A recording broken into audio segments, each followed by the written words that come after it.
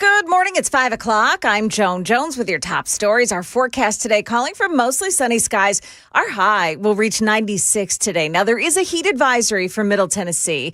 The feels like temp is going to hit 105 to 110 today. A Virginia woman claims that she was only shouting insults at ICE agents from her car window when an ICE agent came at her with a gun pointed at her head. I saw him pull in front of me and take the gun out because as he's walking up, the gun is already out, and then he starts pointing it at me. So as you can tell in the video, I said, "Are you really?" Meaning, like, are you really doing this? Like, I can't really believe it. DHS, however, says that woman, an anti-ICE agitator, began to drive her car in circles around the ICE officers and then attempted to run them over. Yeah, you recorded us. You almost ran us over. I didn't almost ran us over. So stop playing. Stop playing. You are full of right? In a statement, DHS said that woman was attempting to stop ICE agents from arresting criminal illegal aliens whose crimes included a hit and run and drug trafficking. The woman may face criminal prosecution. Well, now that she's won the Republican primary for governor of Tennessee, Marsha Blackburn has her sights set on what she'll do first as governor. Priority number one, coming from the people of this state, is the issue of affordability. Speaking with Matt Murphy yesterday. I've got some thoughts about things we can do when it comes to achieving affordable housing and trying to get some builders into the state, trying to get some property that we can use. Blackburn says she wants to simplify the permitting process and reduce regulatory obstacles to building new homes. Market numbers brought to you by Beacon Capital Management, online at beaconcm.com. Most stocks rose on the latest inflation data, with analysts now increasingly wondering if the Federal Reserve will hold off on an interest rate hike at its next meeting. The Dow lost 21 points. The S&P gained 20. The Nasdaq added 143 points. Stocks in artificial intelligence helped lead the way after some strong profit reports.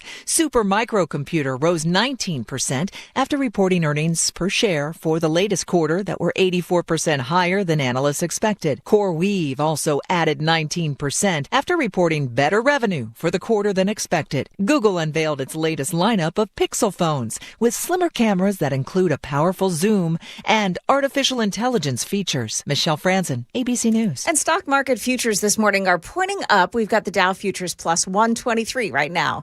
That's the latest news. We've got traffic next. I'm Joan Jones, WTN News.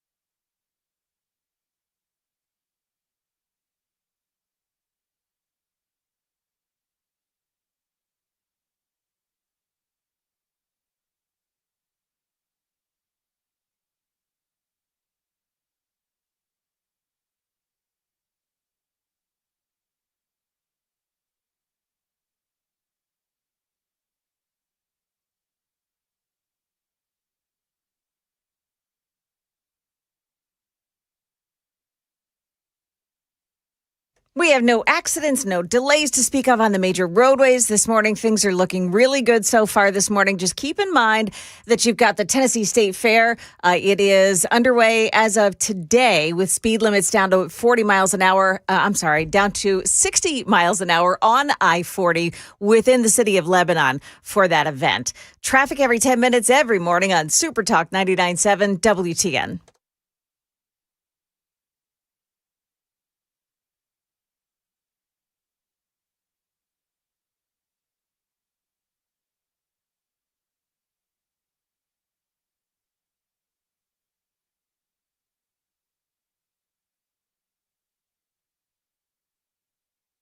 Morning news.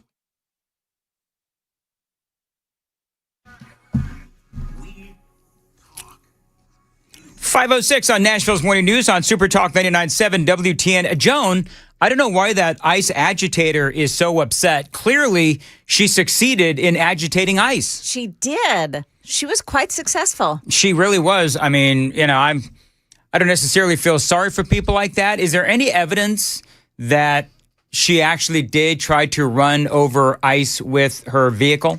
Well, so she was running video of the things she wanted to run video of. Well, I'm sure that it's Yeah. deceptively edited.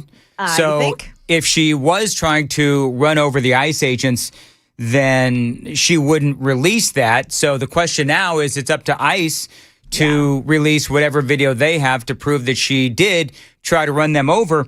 But I don't feel sorry for them in the least. When you call yourself an ICE agitator and she's out there and, you played the video, maybe I'll get into some of the video later on. But, she's calling them hoes and MFer and all of those kinds of things. And I'm sorry, but if you want to agitate ICE, congratulations, you succeeded. Don't be surprised if was that an actual gun pointed at her or was Apparently it was, yeah. Okay. And, I started thinking about, Joan and I were talking about this story beforehand. This is in Northern Virginia, I believe you said, Joan? Yep.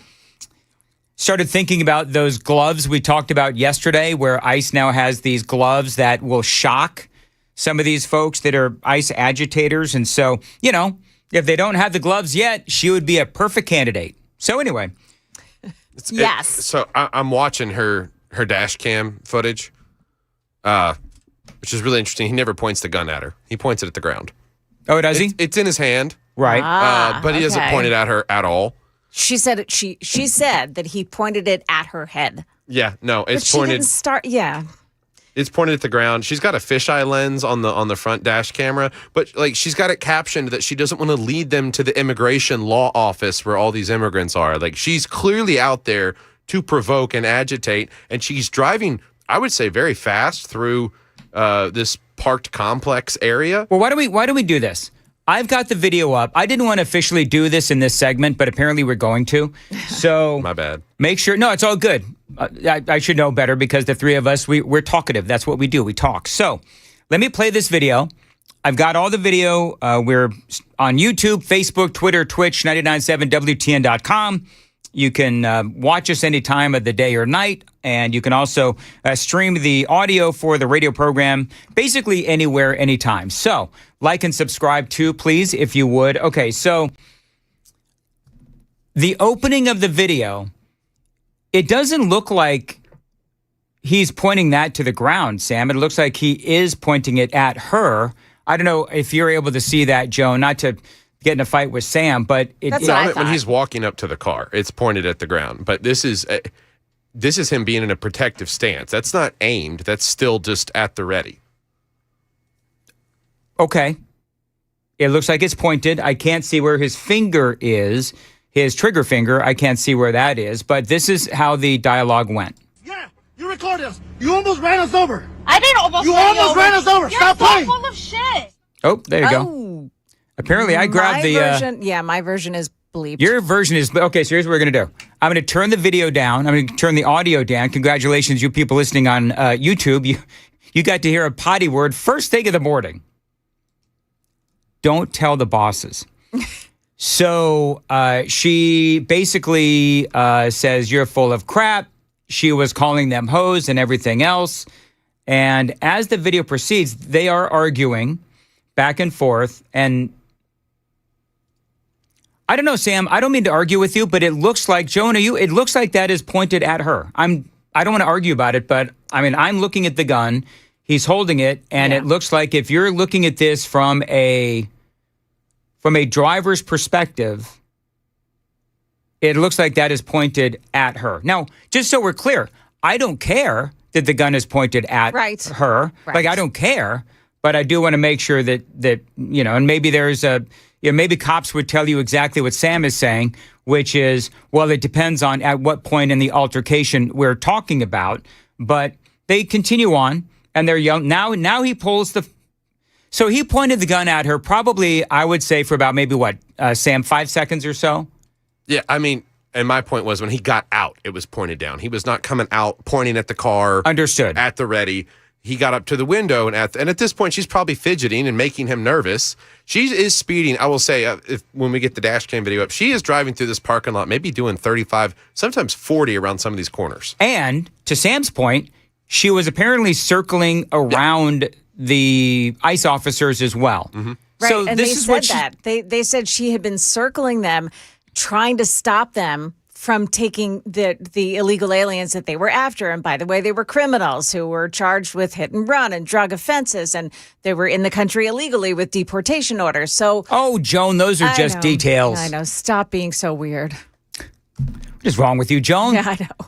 They're only criminals. We've got a lot of criminals. It just doesn't matter anymore, according to people like this. So, yeah, I mean,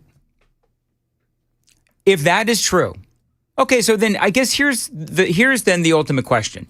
The ultimate question is, okay, so when is it appropriate for an ICE agent to pull a gun on someone who has been circling them and has been using abusive, agitating language? Now, we all do have freedom of speech. I don't know if she threatened them, but clearly they felt threatened as she was driving circles around them and following them and basically annoying the living crap out of them as they're trying to do their jobs. And making them a target to anybody that's trying to not be taken into custody. Yeah, and they're trying to, she's trying to rile everybody up. That's what she's trying to do. So, I don't know. For me, the gun, he walks up to the car, yelling at her. He had it pointed at her for, I don't know, maybe a few seconds. Now, she is surrounded by masked ICE agents. And again, I don't care that they're masked. And I guess then they kind of left the scene. Is that it? Is that the whole thing? Yeah. They told her to stop following them, and they made sure she wasn't a threat. Her problem is that she says that she was only exercising her First Amendment rights by yelling at them, and that he pulled a gun for her exercising her First Amendment rights. And it was never pointed at her head. Is it somebody's First Amendment right to follow ICE agents, though? Like, if they are interfering with, if she is interfering with federal law enforcement, I don't know what the definition of interfering is, though. Is she following them and recording them? That is allowed. But typically, you're not supposed to be in a moving vehicle and perhaps trying to get, the neighborhood riled up, because you know how this works, right? I mean, we saw this in Chicago, where I think they were ICE agents, where in Chicago, they were trying to take care of business there. And some of these ICE agitators started, screaming and following them and drawing attention to what they were trying to do. And these ICE agents, if I'm not mistaken, they were surrounded by this mob as they were simply trying to take care of business. So for me, I don't know. I'm having a hard time. You wanted to agitate. Congratulations. You were able to agitate them. By the way, she gets to play the victim here. Because, all over the place, people are going to say, oh, my goodness, she was surrounded by gun-toting, jackbooted, mass ICE agents, right? That's how her side will report this story. So she's getting everything that she wants. Yeah. I mean, she gets to play the victim. She gets street cred amongst her various ICE agitator friends. And I do wish that they had those shocking gloves that we talked about yesterday. Yeah, that would be awesome. If you missed the story, I described them incorrectly, of course, but that's what I do. As Palpatine, if you've seen Star Wars, Palpatine gloves, where, electric shock would literally come out of the gloves. Obviously, they're not Palpatine gloves, but, you apparently touch a person with these gloves on and they get a bit of a shock, whatever. So they said the equivalent to like several bee stings. Several bee stings. Yeah, at once. Like 3 or 4, or maybe are we talking about like the Swarm in the 70s movie? We can only hope. See, I agree with you, Sam. People think, oh, you people are so harsh. Listen, mess around and find out. Yeah. Right? Mess around and find out. Which you have every right to record ICE. You have every right from a reasonable, safe distance to observe or even follow from a safe distance. But you don't have a right. It's a violation of 18 U.S. Code 111 to forcibly assault, resist, oppose, impede, intimidate, or interfere with any designated in the section 1114 of this title, which is any of these federal agencies or officers or anything like that. I think the main word there to me anyway is intimidate. I think that the last 3, impedes, intimidates, or interferes. We don't know if she was impeding. If they were, and I'm just trying to be fair, because trust me when I say I'm all for this ICE agitator being tossed in jail. I am all for that. Well, if you're driving 2 unmarked cars through a parking lot and someone's doing donuts around you trying to highlight I would say that's impeding. Okay, that is impeding. Intimidate, absolutely. And what was the last word? Interfere. Interfere sounds like she was trying to interfere. Yeah. Again, if you're trying to draw attention to ICE agents trying to do their job, then what you're trying to do is, number one, warn the bad guys in the neighborhood that ICE is in the hood. That's number one. And number 2 is what you're ultimately hoping is that, like we saw in Chicago, a mob of all of these, people, malcontents in the neighborhood, then start going after ICE and start throwing things. I mean, what have we seen? Joan, anything going on in traffic? No. What have we seen in Los Angeles and Chicago and some of these other places is these malcontents, these degenerates, these criminals throwing cinder blocks at ICE vehicles. We have seen them trying to interfere as they are trying to arrest child molesters. So yeah, I don't have any problem. It does sound like they were impeding or trying to impede. They were trying to distract them, certainly intimidate as well. So what's going to happen? What's the upshot of this story, Joan? She's out there. She's making the rounds. She gets to play the victim. She does, but DHS says she may face some criminal charges. They're working on it. They're not the kind of organization that goes out and you were saying that they need to play the video from their perspective. They don't do any of that. They just don't. They work within the law. If you don't want to work on it, she'll be charged. That's how we'll hear from them. I like 88, 86. Because you know how these people have. Do you know what I need, Sam? You're really creative. Can you come up with a new word for me? I can't say dip on the radio. So how about I can't say wordy. I can say dip craps, but I mean it doesn't have that same oomph. Anyway, so 88 shiitake mushrooms and sauce. 8886 says, I wish one of these people Hold the sauce. would swallow the whistle like they used to do on the old Tom and Jerry cartoons. Remember that? Mm-hmm. Because they have all their stupid little whistles. And it gets stuck in their throat, and then they'd breathe, and it would whistle. Yep, that's exactly right. 9978 says, yeah, they are obstructing. So you do have that. And before anyone says 8886 is cruel, if it whistles, you're still able to breathe. There's air moving. You're fine. Oh, interesting. 7181 says this. I work for a sheriff's office here in Middle Tennessee. We've been using those gloves for a while now. Oh, how about that? Do you know what we need? Joan. I need to know. Hold on. I need to know. Have you used them on each other? All right, 7181. For whatever reason, Sam wants to know if Not you us. have been using them on each other. Yeah. You know, Joan, I think we can all. You have to take the taser test, like to get through your certifications. Dan, That's like I a think thing you need people to do. get that sheriff on the horn. And We have got recommendations out the wazoo. Dip weed, dipstick, dip shot, window lickers. Window lickers? I like window lickers. Diphthong. Why? I don't understand window liquor. That may be a reference I'm not getting. I mean, from my experience back in the day in the insane asylums, the crazies that have the window and they just just be licking it. Okay. I think, Joan, we need... Oh, gosh. Joan, I've got an idea. We need to get our hands literally on some of those gloves. Yeah. And every time, like, Sam misbehaves, one of us gets to shock him. I love it. Sam, Yes. it only feels like a few bee stings. I mean... That's it. My pain tolerance is pretty high. I'm a relatively traumatized individual. I bet you can turn him up, Joan. Can I take some home?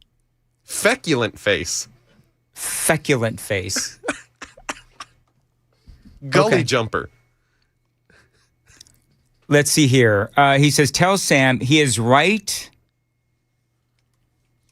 To be able to use it, you do have to have it used on you. Okay, so in other words, they have to go through the process so that they know how it feels. I watched a buddy in college that was joining the sheriff's department. He peed himself. Would you actually? I am recommending. I'll take the taser gloves. I would not take an actual taser. You got to go to the ER and get the prongs removed. I would take the taser. I think it wouldn't be fun. No. But I mean, I'm sitting here on the radio saying, "Oh, taser." Most people pee themselves. Or Glover. Well, I'll make sure that it's a morning where I don't drink a lot of throat coat. It doesn't matter. It really? It squeezes it out of you. Well, then we'll have to do it out in the parking lot. So that I don't... Get the mop! Well, you guys weren't here when we had the uber terrible carpet in here where... Yuck. It was... whatever. Anyway, so... Oh, thank you, Nolene. It's a short bus reference for the window liquor. Okay. Anyway, fecal dip. I like fecal dip. And for those of you who are around the corner, how are we supposed to live with that? Those of you who are just joining us here on Nashville's Morning News, I can't use the term dip. Spoobies. So I'm asking for some sort of alternate word. Poop shoots. Poop shoots. This is one of the greatest text threads ever. I like fecal dip. I do like fecal dip. Dip sheet. You know what the problem is with dip sheet? It's so close. And you people know that I have a problem with the English language. If your throat dries out right as you start the shh part of that. Yep. How about dip shikaka? Dip shikaka. The K sound just, it like gives you that strength. Dip shikaka. Dip shikaka. Mm-hmm. Yeah, you can say it real mean too. Dingleberry. That's my father's favorite. Yeah. You guys weren't around when I used to use the term fathermucker. Dan, that's dangerous for you. I remember when and you folks have been listening for a long time remember this. When I broke that out with Johnny and Ken, they had the same response. Brother Dan, Ken Weaver, beard flowing in the wind. Brother Dan, you probably don't want to do that. Yeah. With his little finger thing that he does. All right. And I'm like, why not, Ken? You father mucker? And they were just like, you've got to stop. Johnny actually threatened to take me off the air and turn off my microphone. So I finally decided, my wife pleaded with me. Dan, you know what you do. So I decided to retire father mucker. 26. Been tased a few times for work. You are told to empty yourself as much as possible before. Why would you? Okay, I've got to ask this question, because it contracts all of the muscles. No. I don't care about that. What kind of job do you have that you get tased at work? Corrections officers, deputies, police officers. If you still have that guy on the super text, I want to know what job he does. And do you get hazard pay for that? You know what I mean? Like, would you, if Joan, if they wanted to tase you, would you demand hazard pay? Yes. Joan's like, you know what? Here, I'm going through, Joan, I'm going through this in my head. So we work in radio. What more indignities could we possibly suffer through? Well, we could always get tased. Turd burglar. Turd burglar. Yeah. Okay. Doesn't exactly fly off the tongue, but whatever. Anyway, I just see the Hamburglar, but instead of black and white stripes, they're brown and white stripes. 7177 says bovine scatology sauce. You know what? I love the term bovine scatology, but it's Phil's. So I actually have a personal rule. It's just me talking, not criticizing anybody else. I don't use that except on very special occasions, and I credit Uncle Phil because that was his thing, and I don't like to use it because it was just his thing, and I don't want to rip off Phil. But anyway, whatever. So, Dippity doos. Dippity doos. Did you find out real quick? Did the guy hit us back and tell us what he does for a living? That all he said was feds, no hazard pay, part of training if you want to carry and use one. I love that. You know what? I love the people that listen to this show. It's got a Massachusetts area code. That's all I'll say. Okay, very good. It is 5:26. Joan, you better have your teas ready, or I'm going to break out the gloves. All right, Joan's got the news at 5:30. Joan. Hey, I've got some Maryland man news this morning. Yep, Kilmar Abrego Garcia is back in the news, and I've got the story at 5:30 on Super Talk 99.7 WTN. Hey, what's up, guys? It's Matt Murphy with Super Talk 99.7 WTN, and this morning we are out and about at my house, my brand new house that I've been talking about on the radio, with Nate from USS. What's up, brother? How are you? I'm excellent. How about you? I'm doing well. Good. We invited Nate out. Now, obviously, when you're a new homeowner, especially when you buy a house that's got a few years on it, you don't know what you're dealing with in terms of foundation. And I know that Nate knows a lot more about what I don't see and what I don't know about than I do. So bring the experts out and get them to check out your house.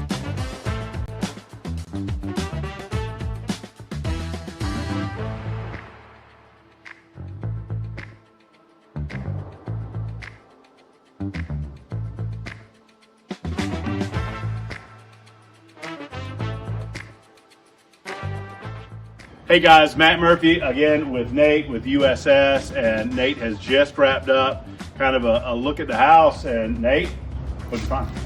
Well, your house is in pretty good shape for the age of it. I had to look pretty hard to find. Okay. Your house being on a slope like it is here, I think we could do a lot of good by trying to terminate your downspouts a little Okay. further from the house there. Okay. Roof water is the killer of foundations, and so if we can just get it to a positive grade to drain away from your house, I think that's real cheap insurance. You want to kind of get it out and downhill. That's right. Yeah. That's So the idea. make sure that it doesn't come right back down towards the foundation walls, causing issues, settlement, or leakage. Now, if folks are watching this video and they are like, we need to get Nate out to the house to do a look. I mean, it took, I watched you do it. It's, 30, 45 minutes, something like that. Yeah. To do a comprehensive kind of an examination around the house. And they just give you a call and schedule? Yeah, absolutely. You can call our main phone number, or you can call reach USSTN.com and Sure. schedule right through the website there. Our girls in the call center will get back to you just about immediately, as long as it's during business hours. So this just makes a lot of sense, folks, for you guys to do an examination of your house like we've done, to check it out. I'm going to get those gutters done with Nate and his team at USS, and then we'll do a video and let you know how those look at the end of all of this. So thank you, guys. hey, that'd be great. We appreciate you, brother. Matt, All we right. appreciate you.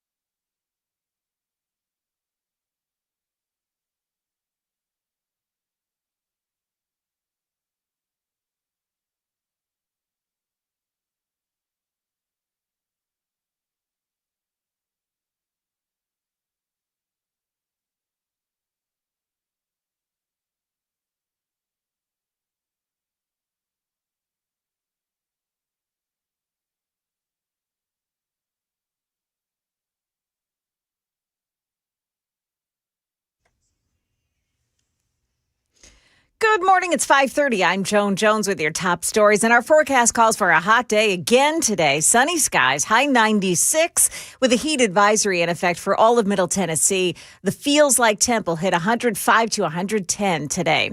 The Trump administration has lost another legal effort to deport Kilmar Abrego Garcia, this time to Liberia.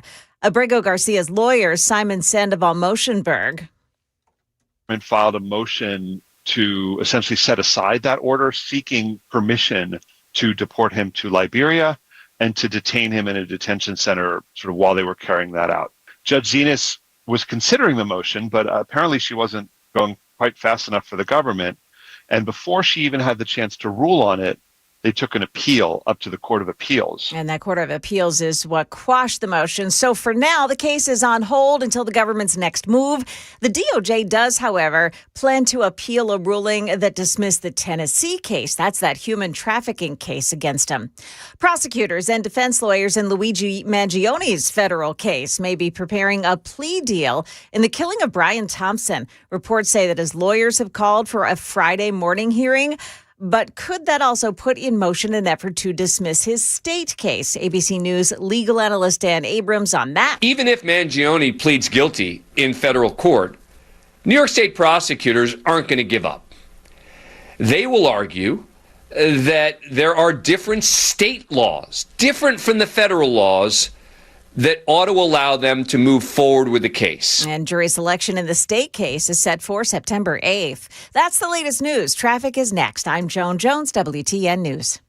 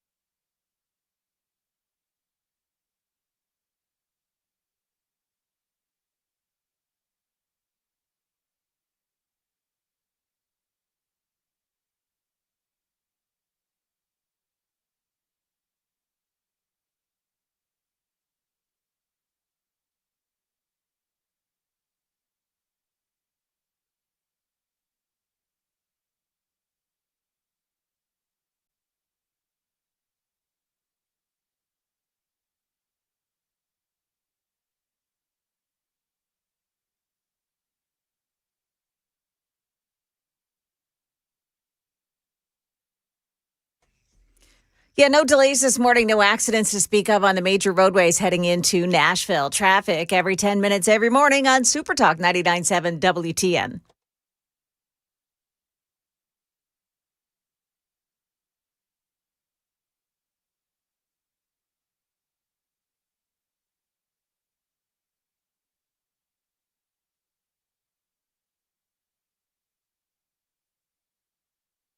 536.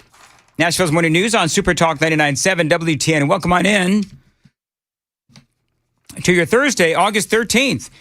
You know, Joan, we talk about a lot of important issues here on Nashville's Morning News. I mean, just this morning, we're talking about, of course, the governor's race, the state of Tennessee, the national debt, Electric gloves, the war in Iran, the death penalty, and religion and its place in society and government. I mean, we talk about a lot of really important things here on Nashville's Morning News. Hey, when was the last time you talked to your doctor about poop? And then there's that. Yeah. Thank you. Time for Jones World. Yeah. Time for Jones World. Jones World, Yep. party time. So timing, of course, is everything in radio, and that was little loose there, Sam. If we could maybe tighten that up a little bit, that'd be great. I think that's what that commercial's about. Oh, gosh. Anyway, so moving Joan... right along. What do you say, moving right along? Is that how you say it? Moving right along. Moving right along. Okay, so let's start with an update this morning, shall we? Yes. We did a story last week. Was it last week? I don't know. About the people who were ordering from Shake Shack online, like on a kiosk. And when they said that they weren't going to tip, there was an effort to like change the prices, and then it added 50 cents to every item on the menu board. Yep, I remember that. So Shake Shack is now responding, and they tell USA Today that the company does not have a policy to increase prices or to charge surcharge penalties by orders for customers who don't tip. What they said was that this is actually from a kiosk in an airport that's run by the company HMS Host. They run all the airports, kiosks, things like that. They run all the restaurants within the airport, and it's HMS Host that is doing this. So Shake Shack is like, ain't us, man. It's not us. And they also said that they're going to look into it, but they may stop them from doing that. Like that went viral. It really hurt the company. Yeah, and I've had Shake Shack, I think, a time or two. I like Shake Shack, but it's not one of my faves. But I mean, when that happens and it goes viral, that's one of the problems with society today is when stuff goes viral, there's not enough time to, check the facts and get the perspective of the company that is being attacked. And so that is one of the problems that we have today with social media. It is what it is that companies don't always have the time to respond to these things before they explode. Yeah. So, Shake Shack, HMS Host, you got to deal with that because they are essentially representing you. That is what they're doing. And you would think that whoever this company is, it sounds like they're like contractors or partners or whatever. Yeah. I mean, it's a huge company. All right, very good. Next. Okay, so it's back to school. Yes. On Jones World today. So we're going to go first to West Hartford, Connecticut, where the school board member there, whose name is Latoya Yagaloff, she says that it's hard being Black. And because of that, the Black teachers and administrators, they really need some reparations. Really? So I know we have like some efforts to increase diversity in the district. So I'm wondering, especially around administration, are there financial incentives for Black and brown people to work here? It's an extra burden, quite frankly, to be a Black and brown teacher and administrator in the district. And so I think we should start thinking about that financially if we're not already. Can I ask a question? First of all, for and there's people... more after that, so just stop it there. Yeah, go ahead. Is she wearing mouse ears? She's wearing mouse ears. Okay, yeah. so I wanted to make sure... I think they're cat ears, actually. People listening on the radio... Yeah. This woman, who is apparently a professional something or another... What's her name, Joe? It doesn't match. I can tell you that. Her name is Latoya Yagaloff. So she's wearing, not only is she wearing cat ears, but they're like bejeweled cat ears.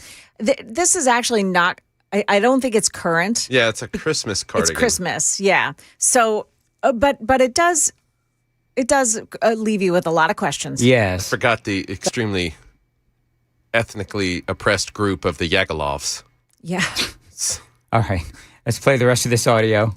But I know we call ourselves leaders, And I know we have an Office of Equity and Belonging, so I'm sure we can figure it out. We got money. It's West Hartford.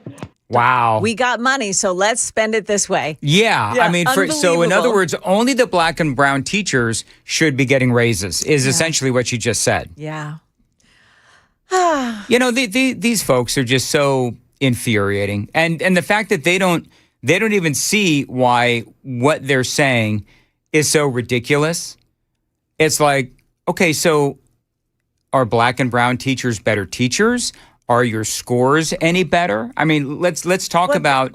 Hey, stop it! You're talking about merit. I was gonna say, shame on me. You know what? I need the Palpatine shock on me. Didn't she just merit. say it's extra hard to be black? She did. She's not talking about merit. No, we can't talk about merit. All right, next. Okay, so the next one is out of New York, where this teacher is actually teaching people's kids. Oh boy. Okay, we have to give the visual first. Yeah. So on the screen, it's a woman. She calls herself a butch, whatever that is.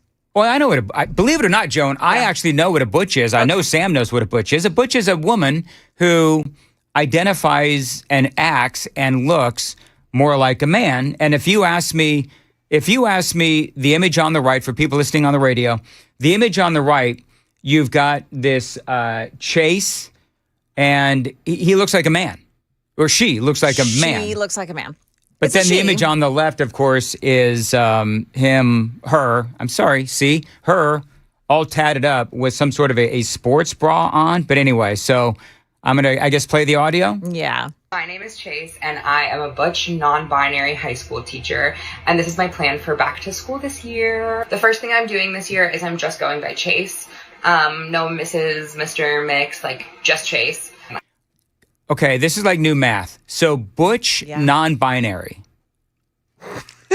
Sam, can you help me figure that out? So if you are butch, then you are a woman, but you identify as a man. But if you're non-binary, I thought you didn't identify as either. From my experience, because I went to high school with girls that tried to dress like us, it's more just about the style and, not wanting to look girly so much as not accepting that you're not this is crossing. It's one of the things my father-in-law would say. The old gays would be angry with her because she's confusing everything. It used to be simple and laid out and yeah. Okay, so I had to roll my glasses up. It's not making sense. So she is only going by Chase. The first thing I'm doing this year is I'm just going by Chase. No Mrs., Mr., Mix, just Chase. I did it last year and it went great. And none of my students cared at all. None of the administration cared at all. So I'm planning on just doing that again this year. Something I'm doing this upcoming year that I didn't do last year is I think I'm just going to send an introduction email to all of my students and all of their parents, just saying my name, my pronouns, a little bit about my background and why it's important to me.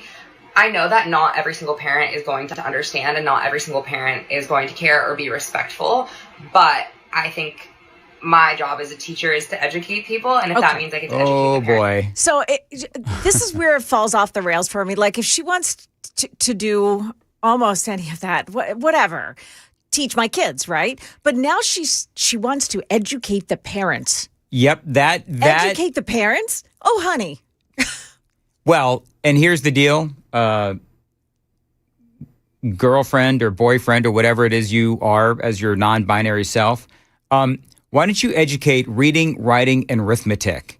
Exactly. That's what you should be educating the children on. But she has other plans. Listen to this. All right. It's too awesome. The third thing I'm doing this year is a pronoun lesson. I'm doing it day 1. I just tell my students that I'm non-binary. I use they, them pronouns, and that what non-binary means to me is that I'm not really a boy or a girl. I'm kind of just doing my own thing. And a lot of them really get it. My students last year would correct each other when they messed up my pronouns, so I'm kind of just hoping for the same thing this year. I am excited for back to school. Stop with the shoulders. My name is So for people listening on the radio, she's doing I don't know what you call that, but shoulder shimmy. She's doing the shoulder shimmy. Thank you, Sam. The shoulder shimmy. And she's going to have a pronoun lesson on day one. Day one, Joan. Day one is a pronoun lesson for your students. Your kids are going to get a pronoun.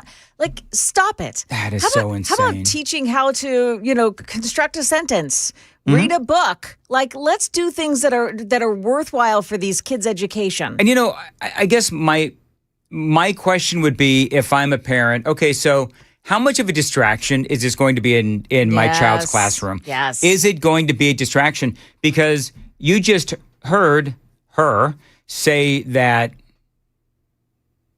the kids were having to correct each other on the pronouns. Yes. So that sounds to me like it's a distraction. Now, here's the deal.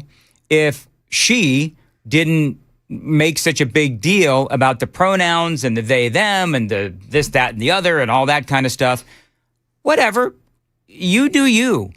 But don't make it the burden of the kids in the classroom, because I can almost guarantee you that those kids are probably joking behind her back.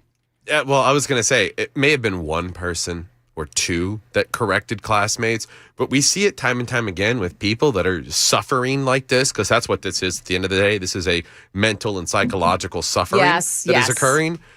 But we see where they, like you've got a dude with 5 o'clock shadow in a wig going, oh yeah, I just got hit on like 5 times today. People think I'm so hot. Yeah. And it's like, no, dude, no one did that. Stop lying. I'll take 500 that never happened, Mr. Trebek. And the funny thing is, Chase has 8 posts, 43 followers, and is following 27. So I don't know if that is on his Instagram or whatever it is, but Libs of TikTok, they're the ones that ultimately posted this. So I don't know. You know what? I guess the question would be, if you're a parent, would you have a problem with Chase being your kid's teacher? I would take my child out of that class so fast. I don't, and that would be probably the impetus for me taking my child out of that school. Yeah. Like, if that's what you're employing and if that's what the administration is okaying, I've got a problem with the administration as well. That's only probably a fraction of the infringements that they'll have on my child's brain. And I don't appreciate an educator or a teacher trying to educate me. Oh, yeah. I take great offense to that. I'm willing to have a conversation, but don't come at me with trying to educate me. Yeah. I'm just that's not the right way to approach a parent. Joan would pat her on the shoulder with the ice gloves. That's exactly right. They have to have skin contact. She's wearing short sleeves. Okay. Okay. And she's got, just real quick before we move on, she's got bolt cutters tattooed across her stomach. Right, is that tattooed what that across is? her stomach. I think I know what it is too. What is that? I think it's a symbol, and people use several different versions of that to say that you are breaking the binary.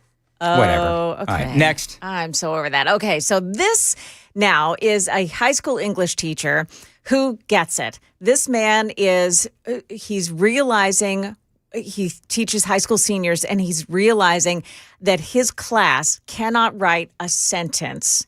And he's realizing the burden of the loss that these kids are carrying with them into their senior year and into adulthood.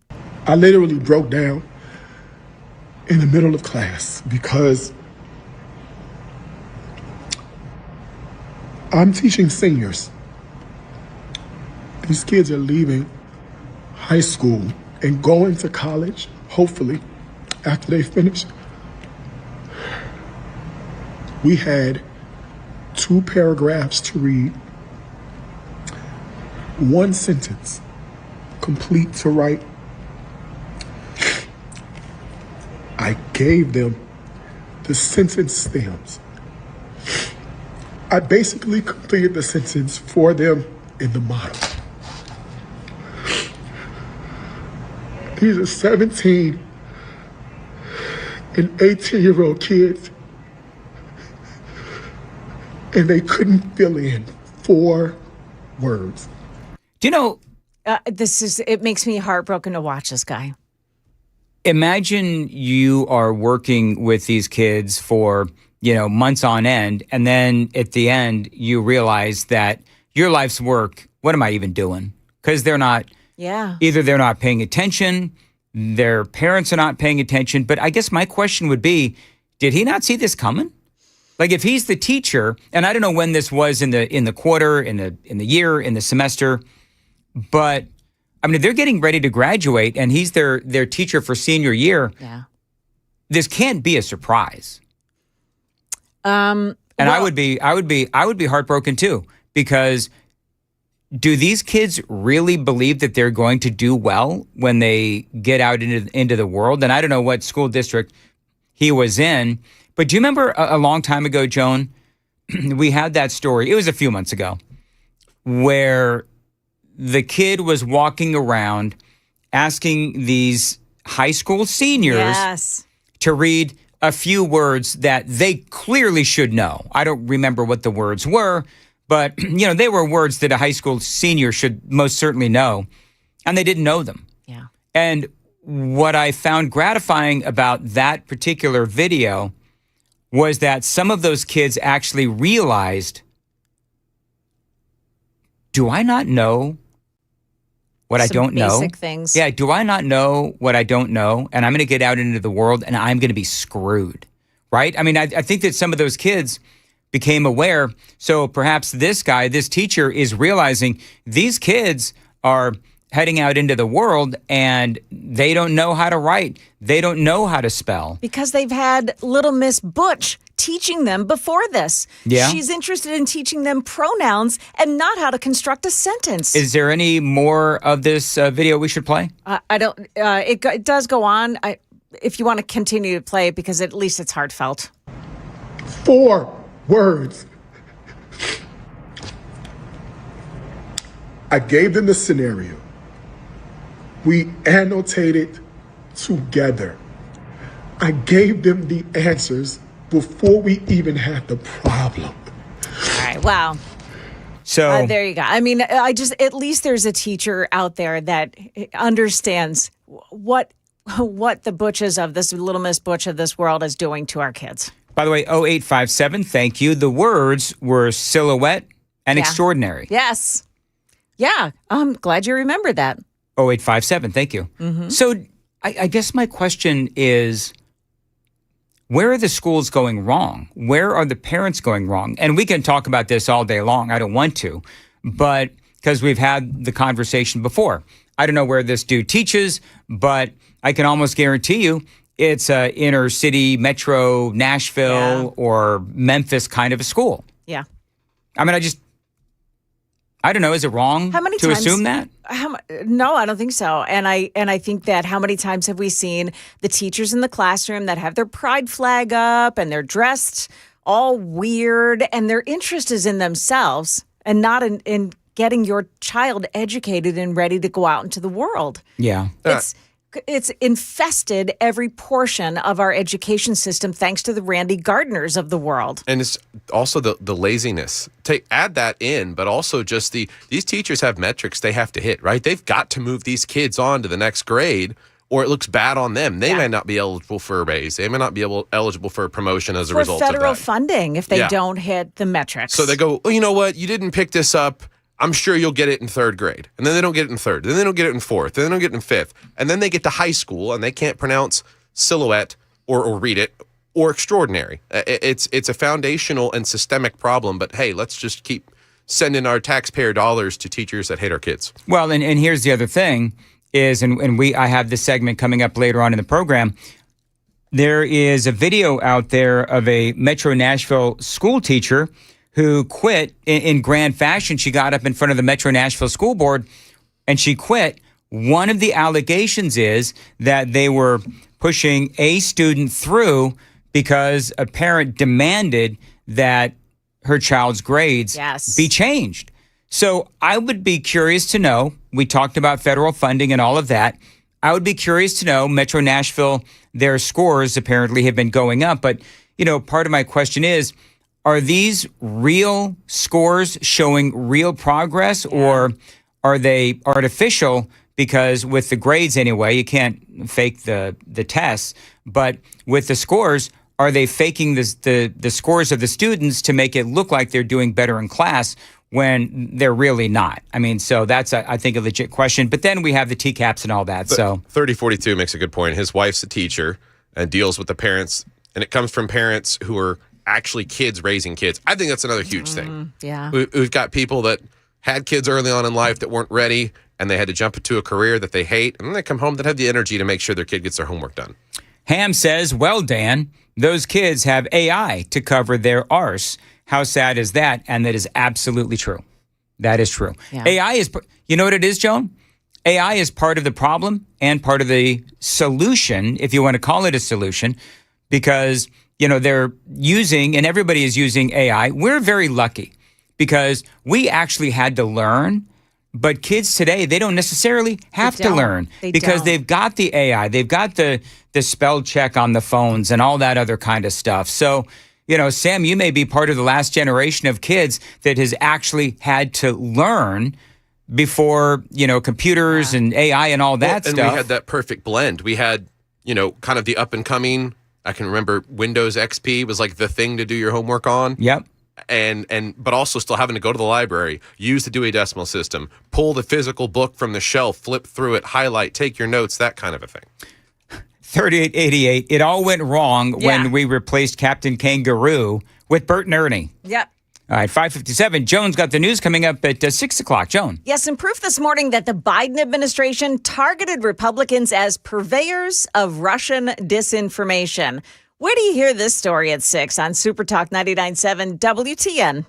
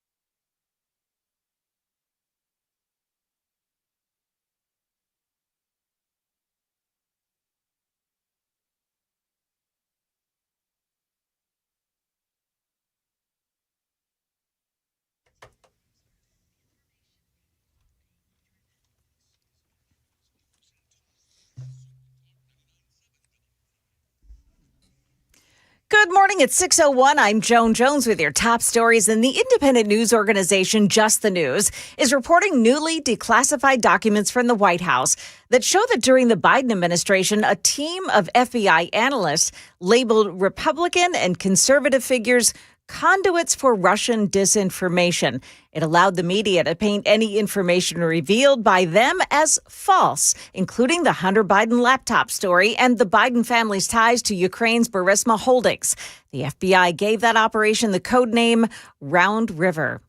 Well, now that she has secured the GOP nomination for governor of Tennessee, Marsha Blackburn says data centers are one of the issues she would tackle as governor.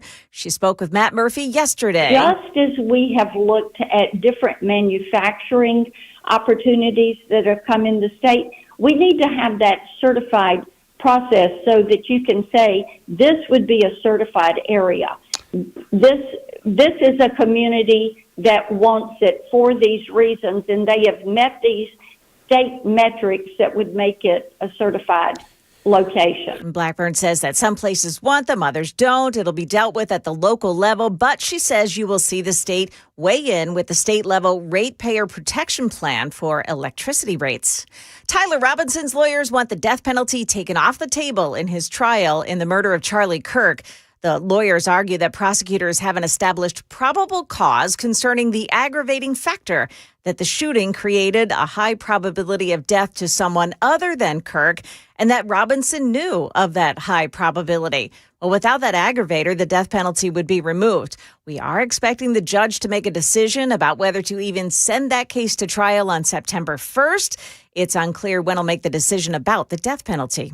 Market numbers brought to you by Beacon Capital Management, online at beaconcm.com. Stock futures were stuck in neutral overnight as investors await more inflation data today. The Dow Jones Wednesday finished fractionally lower while the Nasdaq Composite gained 0.5%. The S&P added 0.25%. The uncertain future of the Strait of Hormuz has oil prices rising again, with gasoline close behind. Gas Buddy says the national average for regular unleaded is $4.04 a gallon, up 22 cents in a month and 89 cents higher than a year ago. His electric car maker and rocket launch company are both based in Texas. Now Elon Musk has picked the Lone Star State as home of a new $10 billion solar cell factory. Tesla says the facility outside Houston would employ about 9,700 people. Better luck next time. A single ticket sold in Illinois matched all 6 numbers in last night's Powerball drawing, making the person who bought it an instant billionaire, at least if he or she has the prize paid out over 29 years. The lump sum, about $450 million. Jim Ryan, ABC News. Pocket change. Dow futures right now are plus 118. That's the latest news, traffic, and weather next. I'm Joan Jones, WTN News. Dan Mandis here, and friends, if you have a 2, 3, or 4% mortgage rate, don't refinance it. You don't have to. But you can still get cash out of your home courtesy of Loan Pronto's zero-cost equity loan. That's right. Now, with Loan Pronto, you can get all the cash you need without touching that first mortgage and without any fees. Now, one local homeowner just got $100,000, paid off all their credit cards, paid off that existing HELOC as well, remodeled their kitchen, and saved over $1,500 every single month. And it does get better. There's no hard credit pull up front, usually no appraisal, and no long drawn-out process, and no closing costs. You might even be able to skip your next 2 house payments. So call Loan Pronto right now. Leave your low-rate mortgage intact, but get the cash you need in as little as 2 weeks without paying closing costs. Find them online. It is loanpronto.com. See how much money you can get right now. Loanpronto.com. 615-499-5780. Tell them Dan told you to reach out. 615-499-5780.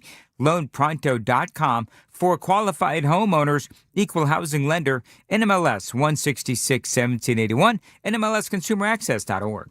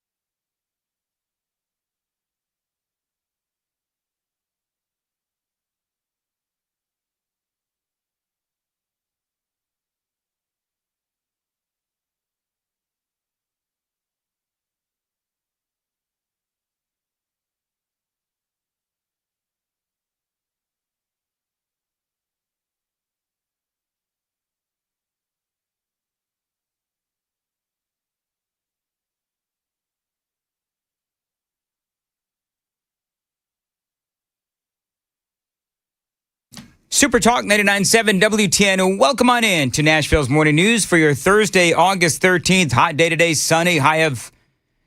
Joan, I may have had a typo here. What's the high today? Is it going to be 96? 96. 96. Feels like 110. That is not a typo. That is not a wordo. I don't know. Typo, wordo. No, it's 110 is going to be that, whatever. Did anybody get that joke that I just did, Joan? I did not. Okay, good. If those kids could read, they'd be very upset. Anyway, so yeah, it's going to be really hot today. It's going to feel like 110. Appreciate you listening to Nashville's Morning News. And by the way, we were talking about the state of our schools in the 5 o'clock hour. By the way, Joan, great 5 o'clock hour. So if people are just tuning in, you missed a great hour. You can hear all of the 5 o'clock hour and all of Nashville's Morning News any time of the day or night. Just find us on YouTube, Twitter, Twitch, 997WTN.com, X. And you can also listen to the radio program anywhere you like. Just download us anywhere you can get your audio. 3748, we're talking about the state of schools. 3748 said, hey, Mandis, don't forget those of us who teach our hearts out every single day. Yeah, I mean, I hate to paint the broad brush over all teachers. And we didn't. Because it's not that way. No way, we didn't. Yeah. I love the teachers that we have, and we had a lot that actually texted in and giving us their perspective on kids today. So thank you, teachers, for all that you do. You are absolutely part of the heroes of America. It is 610 on Super Talk 99.7. By the way, coming up, a Metro Nashville teacher, one of those heroes that I was just talking about, actually quit in grand fashion. We're going to talk about that. Senator Marsha Blackburn was on with Murphy Show yesterday. We've got some of the highlights there. A big flock camera update is also straight ahead. And Caroline Leavitt is leaving the White House. We'll talk about that. Those stories and a whole lot more here on Super Talk 99.7 WTN between now and Chris Hand coming up after the news at 9. Also, take the Daily Dan poll. Should the execution of Daryl Hines proceed? Now, that is a big topic of conversation these days. He is set to be put down like the dog that he is, in my opinion. There's where my opinion is. Daryl Hines should be put down. There are a lot of conservatives, believe it or not, that believe that Daryl Hines, the execution of Daryl Hines this morning at 10, should not move forward. So we're going to talk about that. Go take the Daily Dan poll right now. But this is a bad guy. Daryl Hines is a very bad guy. And yes, not only should he be put down today, but he should have been put down decades ago. Jenkins worked as a maid at a motel in Kingston Springs. Prosecutors say Jenkins was cleaning a room when she was robbed, raped, and stabbed to death. A Cheatham County jury convicted Hines of first-degree felony murder and the following year sentenced him to death. Do you know what? Let's talk about the woman that he killed, Catherine Jean Jenkins. Do you know what year it was, Joan, that this murder happened? I think I did the story yesterday. I think it was 1986. The murder happened in 1985. The conviction was in 1986. There we go. So I don't know about you, Joan, but I'll go ahead and date myself. Dude, I was a junior in high school. Yeah. I was a junior in high school when this murder happened. Sam wasn't even born yet. I was -11. Sam was -11. See, this is a problem. It's a huge, huge problem. And this is why people are so angry. 40 years. And now this guy, Daryl Hines, is too old and weak and feeble, apparently. And we'll get into what is going on with him physically. But now they're saying that he is too old and feeble to go through lethal injection. Now Hines' attorneys are asking a judge to delay that execution. They're raising questions about Tennessee's execution procedures after the state was unable to execute Tony Carruthers this past May because of medical staff could not establish IV access.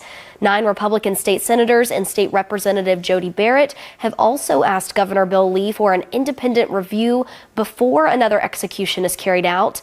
Lee says the state's protocol remains appropriate and unchanged. It's one of the most difficult things we do in the state, and but I am committed to making sure that it is done in the way that it should be. Take it very seriously and have in every case. So there's a few things here. Remember the Tony Carruthers case? We all do. We talked about it, where they couldn't execute him because they couldn't get the IV going because I guess they couldn't find a vein. That was an absolute train wreck. So I do understand why some, including, by the way, good Republicans like Jody Barrett and one of my faves, Senate Majority Leader Jack Johnson, have now asked for a review of the Carruthers execution and how it went so wrong. They spent an hour and 15 minutes trying to get that IV in. They actually brought up a great point, these Republicans, 9 of them, where they're saying, listen, if this goes awry this morning, all it does is it hands the opponents of capital punishment an effective argument against it. They are absolutely right.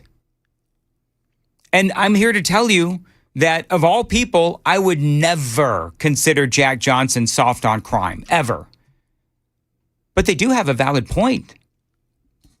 So I would say this, if you are an advocate for executions, you want them to be done correctly. You want them to be done efficiently. Now, Hines' attorneys are also arguing that he has serious medical conditions that could make carrying out that execution unconstitutional. Now, unless a court steps in or Governor Lee intervenes here, Hines is scheduled to be executed at 10 Thursday morning. So we'll have to see if the whole thing goes through. But, you know, I've got a couple more thoughts on this. There's actually a new effort to stop this. I don't know if you saw this as of yesterday. Go. This is from Channel 17, Fox 17. Daryl Hines' attorneys say that it's the way they physically restrain him, right, that is in their focus right now. So they say, and I guess this is what you were talking about. They said that he's had 2 recent strokes. Yes. And because of that, he shouldn't be restrained on the table in order for him to be injected with the lethal mix. And Joan, that's part of it. I've got the rest of the story coming up. Okay, good. And there's also a woman in, is it East Tennessee, Sam? Yeah, out in Knoxville. So there's a woman in Knoxville. Krista Pike. Who is on death row as well. Because, you know, the state has decided, all right, we're going to clear out death row. Yeah. So these executions are going forward. This woman has what I think is a fascinating request. That part of the story coming up, it is coming up on 6:16. Time to check the roads on WTN.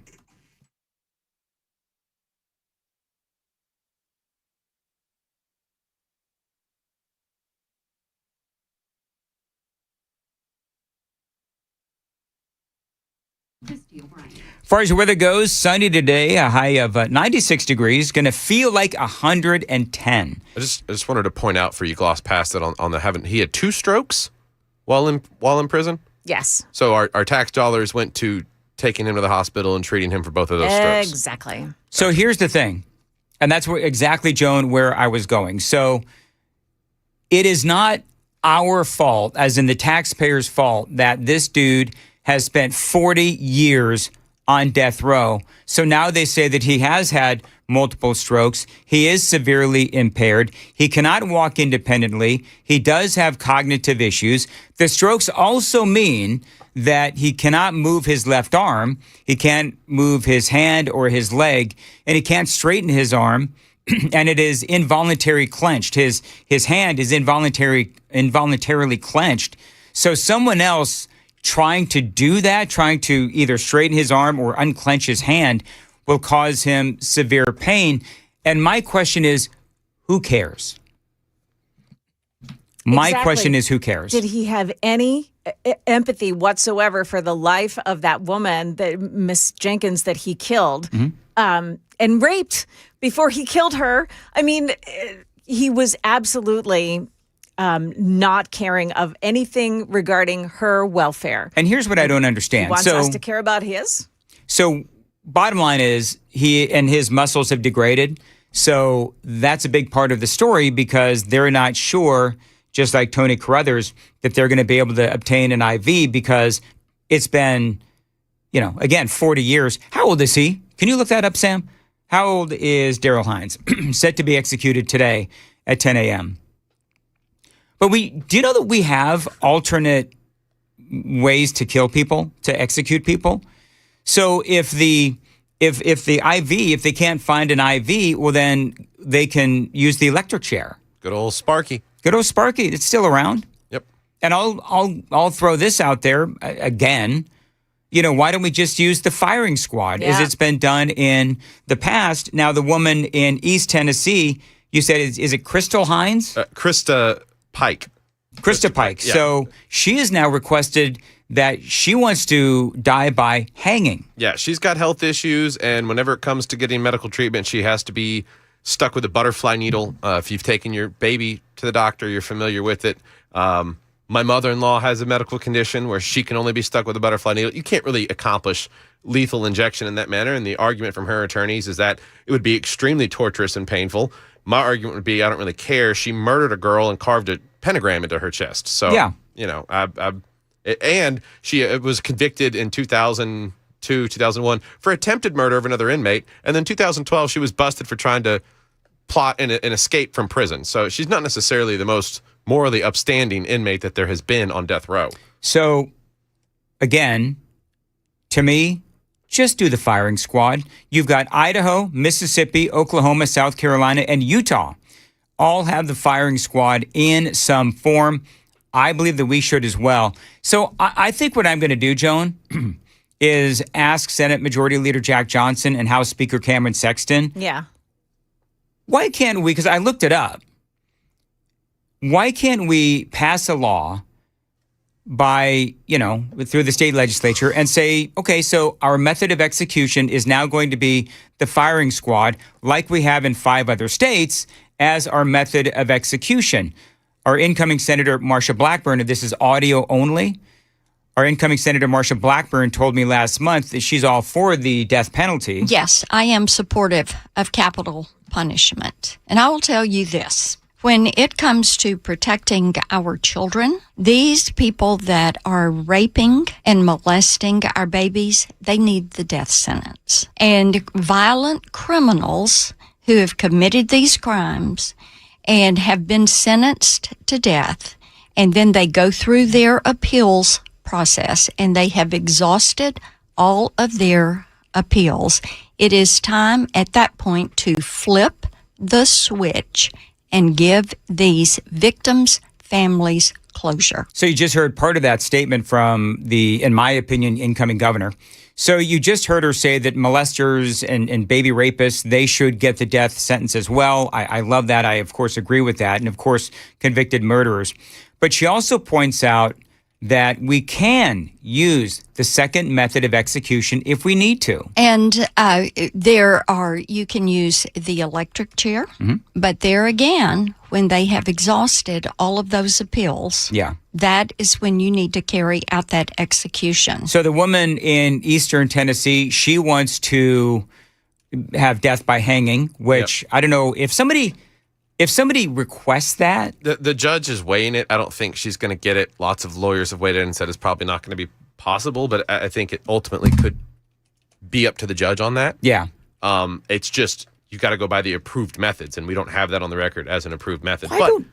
We could save lots of money if we went to the firing squad. Are you kidding? Oh, yeah. So, for example, Indiana spent $1.175 million on lethal injection doses in a single year, averaging $275,000 to $300,000 per dose, with $600,000 wasted on drugs that expired before they were used. Arizona similarly spent $1.5 million on a bulk drug purchase in 2020. The firing squad, with a negligible cost, ammunition itself cost under $5 total per execution. Yeah.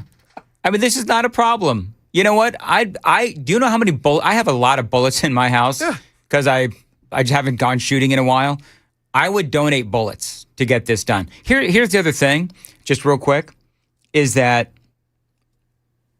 it's a game that the activists play, right? The anti-death penalty activists play. So we spend years and years and years fighting the activists and the whole thing, fighting the lawyers, fighting the activists, going through the courts. They do everything they can to ensure that the states that have lethal injection don't have the drugs that they need to do lethal injection. And it's all a game. So you try the electric chair. Well, we can't do the electric chair because that, of course, is cruel and unusual inhumane. punishment, Yeah. right? So, and then they get too old to execute. Yeah. So it's all a game. We need to quit playing the damn game and just put them down. Once they go through the appeals, here's what we need. If I were governor, this is what I would call for. I would call for expedited trials. So if somebody is suspected of a murder and they go through the trials and the process and all of that, it's got to be expedited. And you can get this done, I would assume. You mean expedited appeals? In expedited appeals. You need to be able to have a system in place where you can get this done certainly quicker than 40 years. And then we need to go back to the firing squad because the activists cannot say, oh, that's cruel and unusual. I don't believe that it is. That's number one. Number two, you're never going to run out of bullets. And number three, there was a story, I think it was in South Carolina. Where they spoke about how they have put two people down via the firing squad.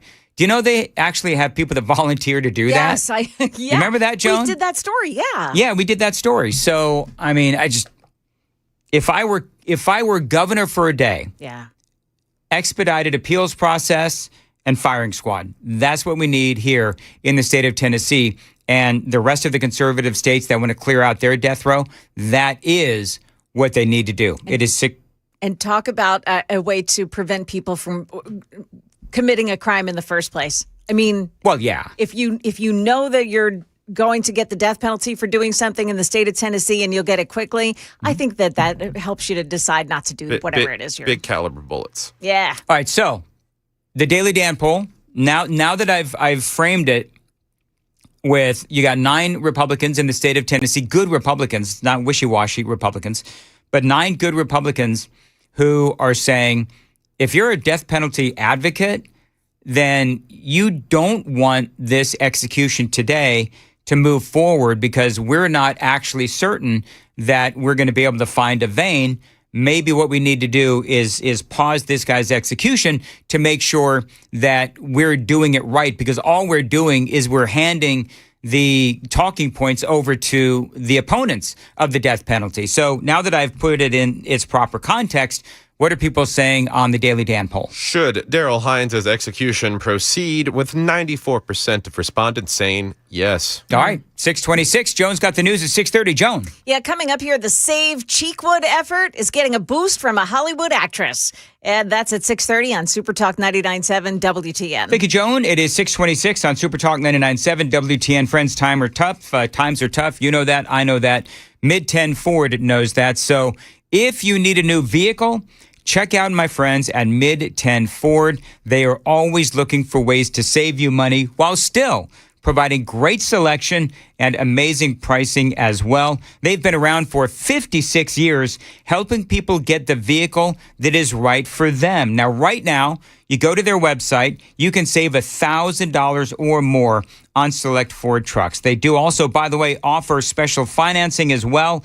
If you need it, I love Mid-10 Ford. Now, these folks, they are indeed a one-stop shop. You buy a vehicle there, you can get it serviced there as well. They've got a body shop, so if you want a brand new, maybe a pre-owned vehicle, check out all the great deals at their website, mid10fordtrucks.com, mid10fordtrucks.com. They offer low-pressure sales, maximum customer service. This is a family-owned business going back 4 generations, so they do know how to treat their customers. So let them help you get into your next vehicle. Call them, 615-259-2050. Tell them Dan Mandis told you to reach out, 615-259-2050. Find them online, mid10fordtrucks.com. Find them also on Facebook and Instagram as well. Mid-10 Ford, where trust comes first, mid10fordtrucks.com, mid10fordtrucks.com.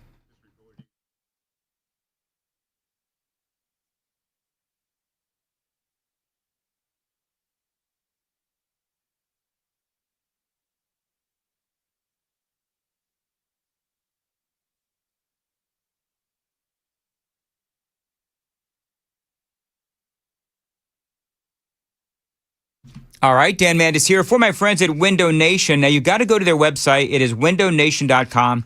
That is windownation.com. This is a great company.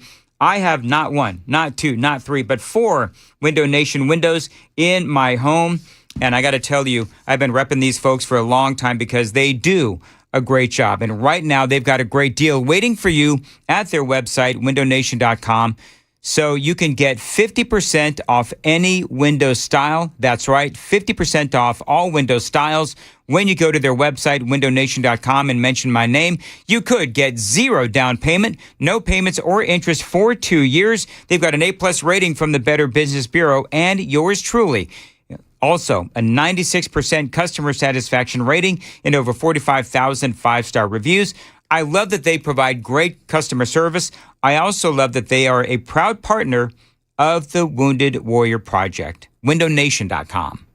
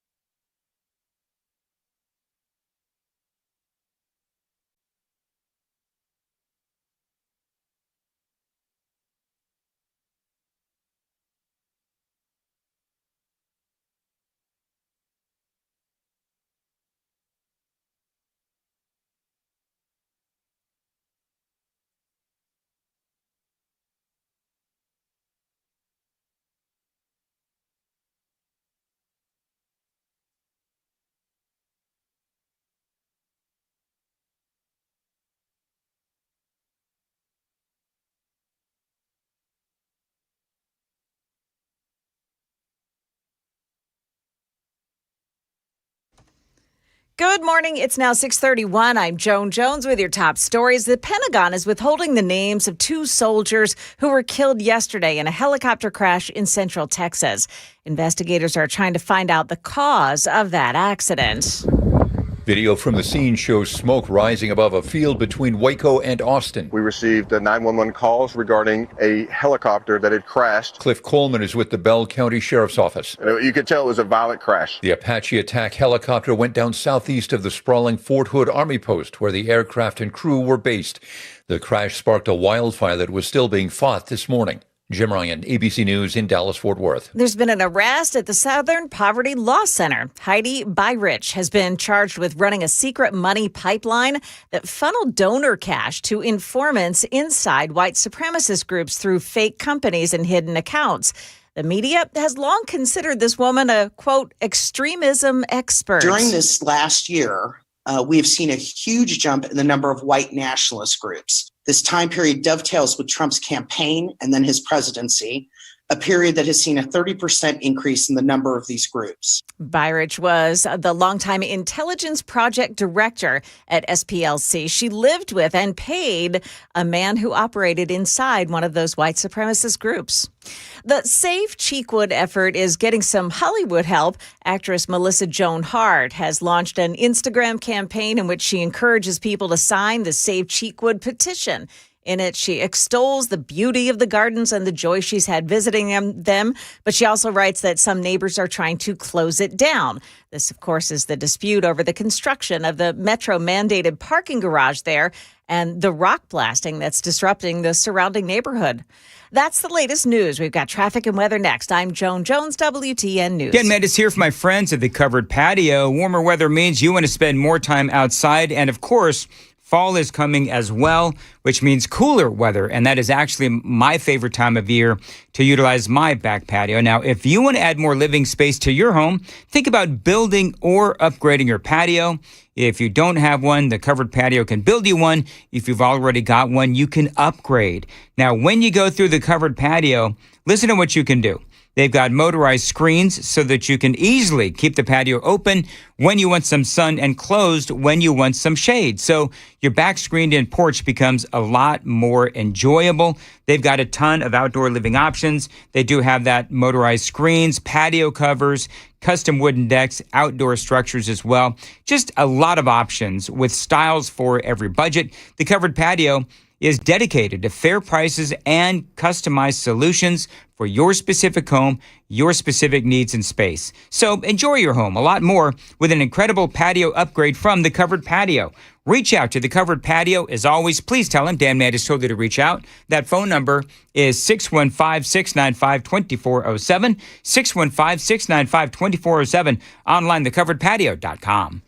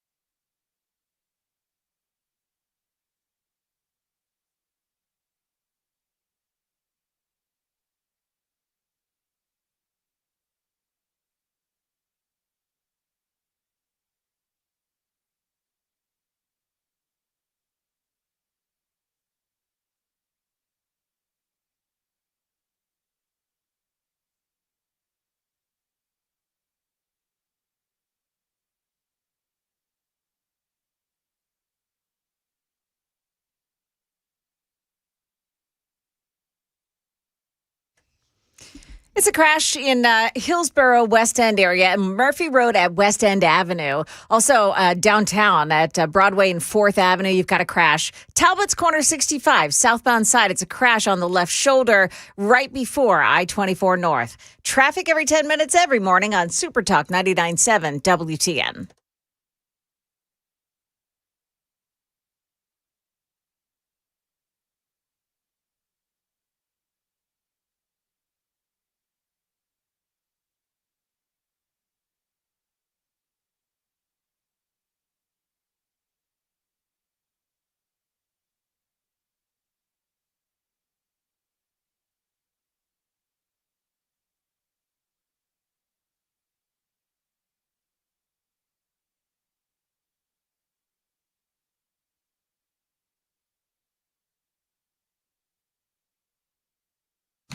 .637 Nashville's Morning News on Super Talk 99.7 WTN. Good morning to your friends, and thank you for tuning in. It is your Thursday, August 13th, and we've got a lot of updates on flock cameras in Middle Tennessee. So the New York Times and the New York Post have both now noted in long articles that the concern about flock cameras, it doesn't really fall left or right. It is bipartisan. So there's a lot to talk about with flock cameras. Marsha Blackburn yesterday was on with Matt Murphy, and she told him, just like she told me, she does share the concerns about flock cameras. Of course, we're very concerned about anything that would lead to 24-hour-a-day surveillance. Absolutely. And you look at the LPRs, and law enforcement says we need those license plate readers. But I'm going to tell you what, Matt, we cannot have anything that leads to like what the Chinese have done with these social credit scores. To me, that is a very frightening thought. And I was talking with somebody earlier today, and we were talking about this issue. And of course, I think this is something where you're going to see local governments weigh in. I think the state's going to have the opportunity to weigh in. Using these for surveillance is already a felony offense, but obviously there is something more that is going to have to be done, because we do not want anything that would ever lead to that kind of infringement of an individual's privacy. So Senator Marsha Blackburn, I believe that she will be the next governor. She shares the concerns of a lot of you folks and me that, listen, these flock cameras, I don't think anybody would deny that they are great at fighting crime, but they're terrible for privacy and database building on our lives. And so I got to tell you that the more, I think that what happens is a lot of folks will say, oh yeah, these are great for fighting crime. But then when you realize, when you do a little bit more digging into what they're capable of, when you look at the fact that basically what they can do is they can not only go through your entire day and your entire life and figure out where you've been at all times, but they can also predict where you'll go next. And that is a step too far for a lot of folks. There are daily stories about how flock cameras have helped to solve crimes, but there are also stories almost as often about how the data is being misused. Now, the latest on flock cameras, by the way, I don't know if you saw this, but Knox County Mayor Glenn Jacobs is now calling for a nationwide pause in deployment of flock surveillance cameras until constitutional, privacy, and safety concerns are addressed. Now, there's a guy named Garrett Langley, and he has been making the rounds. He is with flock cameras, and he was on Fox News the other day defending these cameras. Last year alone, we helped solve more than 1 million crimes, and that's from national stories like really compounding. Last year alone, we helped solve more than 1 million crimes, and that's from national stories like the Brown shooter to everyday stolen cars. And you look at last month, over 1,000 missing people detected and over 22,000 stolen cars. So it's every day you hear stories of just incredible results. I mean, look, I will be the first to admit that, at least to me, there really is not a good answer here. It doesn't really feel like there's a good answer, because there is no doubt, as I said just moments ago, that these flock cameras, they are terrific for solving crimes. We have the stories about the number of crimes solved, bad guys captured, missing kids found, wandering old people rescued. But the question, of course, is it worth it?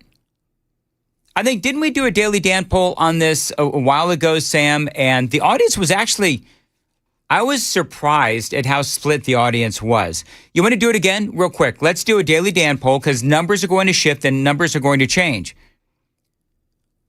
Do you believe that flock cameras are worth the privacy concerns? That's how we should frame it. Because, yes, I just said, crime solved, bad guys captured, missing kids found, wandering old people rescued. You can't deny that that is part of the dynamic. That's part of the conversation. But is it worth the privacy concerns? And that's a big problem, because there is no right or wrong answer, at least to me. And it's a huge conversation. You know, they found that there was some, I believe this was in Wisconsin, they found some flock cameras outside of a gun range in Wisconsin. I mean, I've started looking at things, I don't know about you, but I've started looking at things, many things, through the lens or the context of the COVID lockdowns. And here's what I mean by that. What if there was some, some governmental or societal pressure to give up our guns like we saw during COVID, when we were forced basically to give up our freedoms, our kids' education. I could go on and on. But we all know what happened during COVID. We lost our freedoms. There is intense pressure from the government. There is intense pressure from society and media. So let's say that the same thing happened with guns, and you've got flock cameras outside of a gun range. You think the government would not go to flock and find out who went into that gun range so that they could then go to that person's home and grab those guns? Of course they would. And that's what I mean when I say, like, almost everything these days I do look at through the prism of COVID.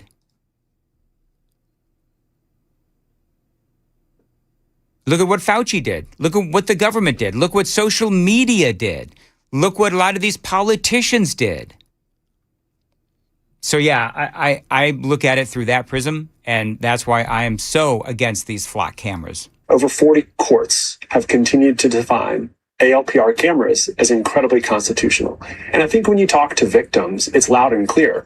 Everyone wants the same thing, which is to be safe. Yeah, okay, but those are LPRs, not flock cameras, and they are different. So there's two sides to all of these arguments, of course. This guy from Flock says, well, these things are great, few mistakes are made, and they're constitutional. But Knox County Mayor Glenn Jacobs, not quite. And so we're going to hear from Glenn Jacobs coming up next. It is 6:45. Time to check the roads on WTN.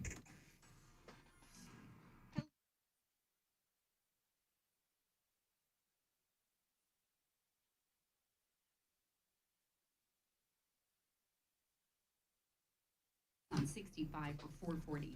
I'm Christy O'Brien. As far as your weather for today, sunny, high of 96. It feels like 110. Appreciate you listening to Nashville's Morning News on Super Talk 99.7 WTN. So Knox County Mayor Glenn Jacobs, over the weekend, he was on Fox News and he said, listen, we have got to put a big time pause on these flock cameras. I want law enforcement to have all the tools that they need. At the same time, those tools have to be constitutional and they have to be safe. I'm sure you all saw a story just 2 days ago where a lady in Wisconsin was boxed in by police. Officers had their weapons drawn because a flock camera had flagged her car as being involved in a murder. There was another story very similar to that a few weeks ago where a family was pulled over. Again, police got out of their cars because they think it's a very dangerous situation. They thought it was a stolen car. It was not. It was an error with the flock cameras. Those are not isolated incidents. Those may be more dramatic than what we've seen otherwise, but this system is notoriously erroneous. There's a city in California, and 71% of the hits were the wrong license plate. I mean, that's crazy. 71% of the time in California. And, you know, what's fascinating about all this is there have been instances where they're getting it wrong. That's number one. And number two, we have this situation where people are accessing the information and they're using it to basically stalk people in their lives, whether it's an ex-boyfriend, ex-girlfriend, whatever. By the way, did you hear this story? We had a guy running for the U.S. House of Representatives here in Tennessee, Adam Lee, I think it's Heimerman. Did you hear what he did, Joan? No. He was arrested for shooting some flock cameras. Oh, which yes. is a great political ad. Yeah. You know what I It mean? is. He's running as an independent in Tim Burchett's district. And so, I mean, I don't have his mugshot, but he's got kind of a smirk on. You know what I mean? Like, that's a guy, I guarantee you there's going to be some people that are going to get in his corner just because he shot up the flock cameras. Oh, there's all throughout the local Facebook groups and everything that I have seen, and I'm not saying which groups and which areas, but people are going around and trash bagging the cameras as well. Oh, see. Especially out in the rural parts. Do you remember the story about the guy who had the pool, his pool skimmer, and he put it in front of the camera? Yep. Yep. Guy sent me a text yesterday, and he said that he put Vaseline on the flock cameras, which I guess Vaseline would blur everything. Yeah. So, You're not destroying the cameras. I don't know if that would be vandalizing the cameras. Yeah, that could be tricky. So, but I do. I love that the guy. I shouldn't say that I love what he did because I'm basically encouraging vandalism, and I wouldn't want to encourage vandalism. You like what he stands for. I like what he stands for. Not how he went about it. But you could say with the Vaseline that you're just moisturizing the lens. Not a thing. Do lenses need moisturizing? I didn't know that. Only the ones in your eyeballs. Okay, very good. Anyway, so yeah, I don't like how he vandalized the flock cameras, is what I have to say on the radio. I would never encourage that kind of behavior on the radio. I just hope he was a good shot. Anyway, so the other question is, are these flock cameras unconstitutional? So I think it was last month I had Hans von Spakovsky on. He, of course, is a well-known conservative commentator. He is a constitutional attorney. He's been watching these court cases and says, yeah, it'll more than likely end up at the Supreme Court. There is a case working its way through the courts right now.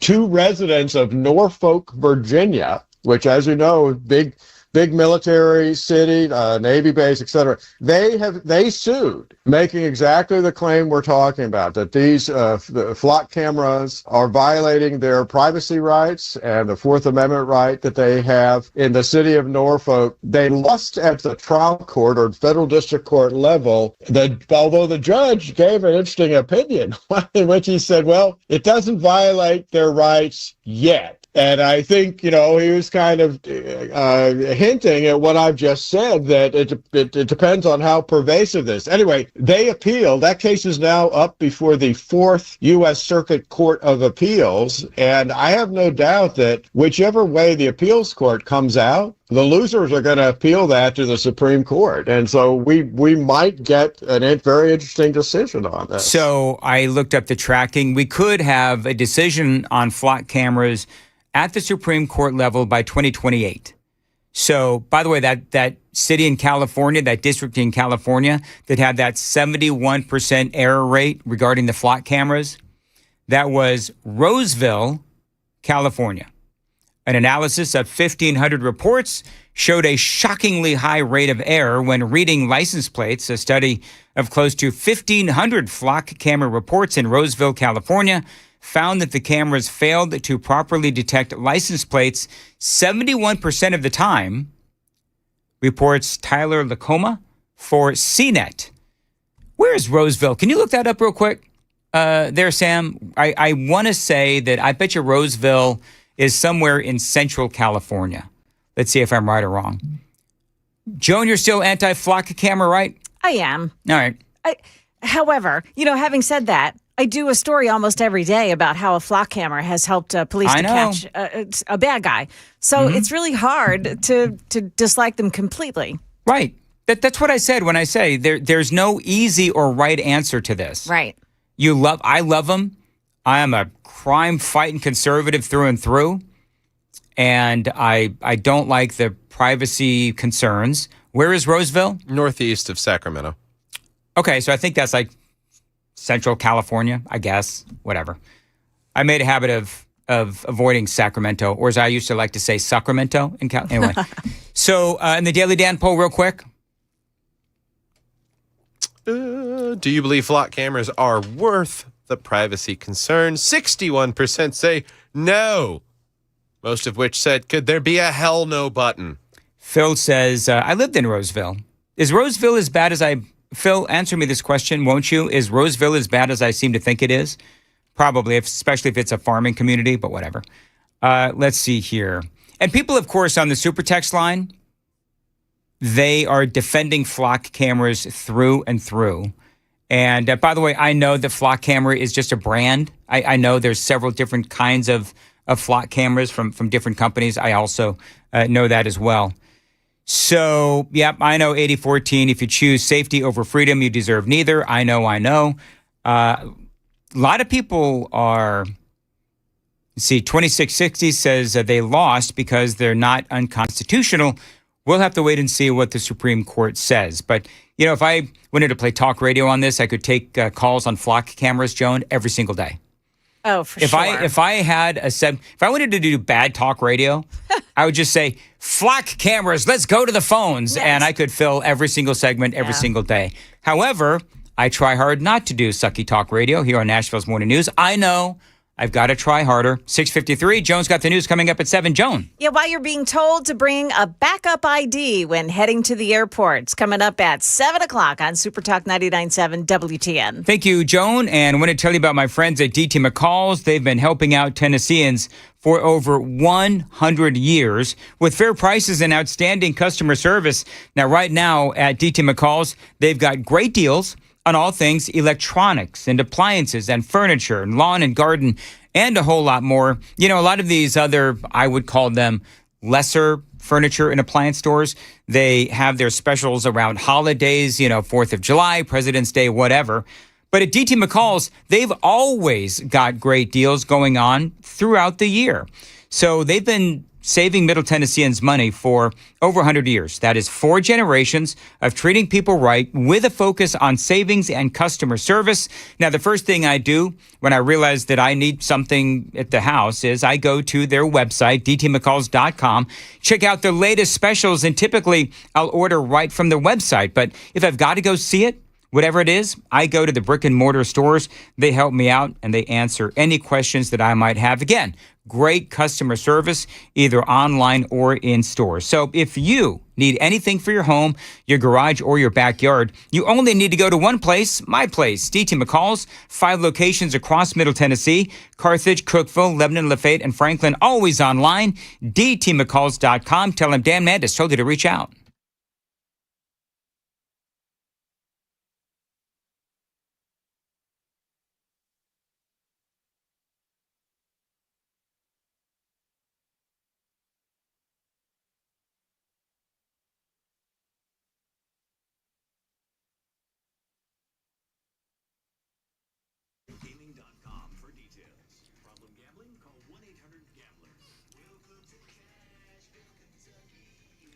Dan Mandis here for Mark Spain Real Estate. If you are stuck in a home you cannot sell, call my friends at Mark Spain. Let me tell you something. It really feels like sellers are having a hard time selling their homes these days. If your open houses are being ignored, call Mark Spain. If you're tired of making costly repairs while your home goes unsold, call Mark Spain. Their guaranteed offer does keep you in control. You are going to get out of your home fast and with maximum profit. All you've got to do is call 855-299-SOLD. Get a hold of Mark Spain and get the process started. Again, their guaranteed process does indeed keep you in control. They've got over 72,000 clients. They are the #1 most reviewed real estate company in America. 13,000 5-star reviews cannot be wrong. Mark Spain Real Estate is the company that I recommend for selling your home. So call them right now and get out of your home fast and move on to the next chapter in your life. That phone number, 855-299-SOLD, 855-299-SOLD, or go to markspain.com to get a guaranteed offer on your home today and start packing.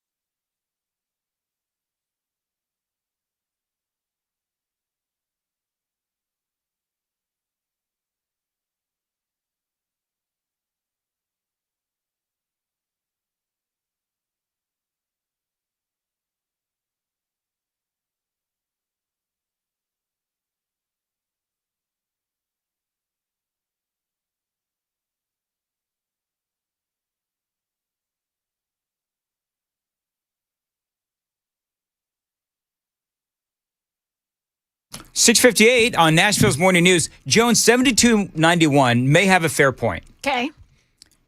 Well, Dan, the way that you are addressing the vandalism towards flock cameras with a wink and a grin is the exact same way the left was addressing the people who started keying Teslas.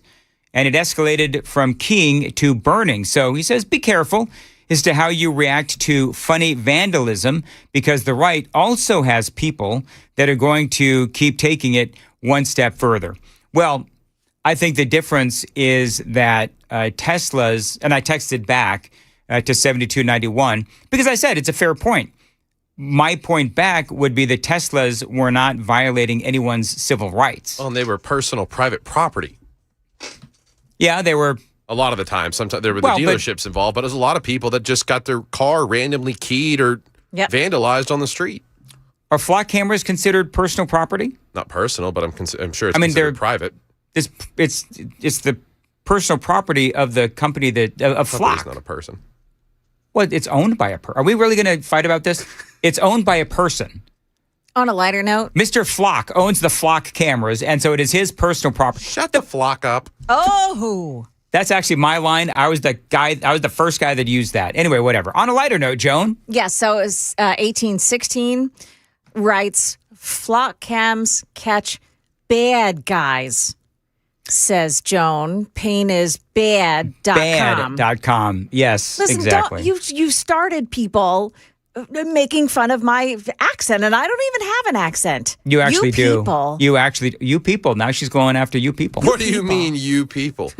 Anyway, so he has a fair point. 7291 has a fair point. But again, I will say that Teslas were not violating anyone's civil rights, and flock cameras, in my opinion, are. It is 7 o'clock. Super Talk 99.7 WTN.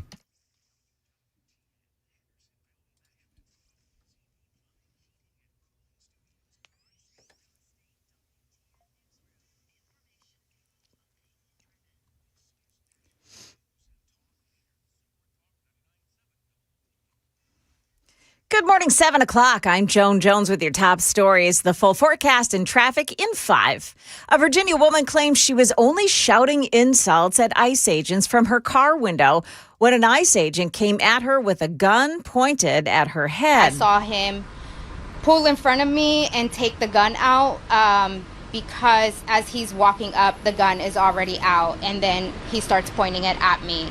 So as you can tell in the video, I said, are you really? Meaning, like, are you really doing this? Like, I can't really believe it. DHS, however, says that woman, who was an anti-ICE agitator, began to drive her car in circles around the ICE officers and attempted to run them over. Yeah, you recorded us. You almost ran us over. I didn't almost You almost ran us over. So stop playing. Stop playing. You are full right? In a statement, DHS said that woman was attempting to stop ICE agents from arresting criminal illegal aliens whose crimes include hit and run and drug trafficking. The woman may face criminal prosecution.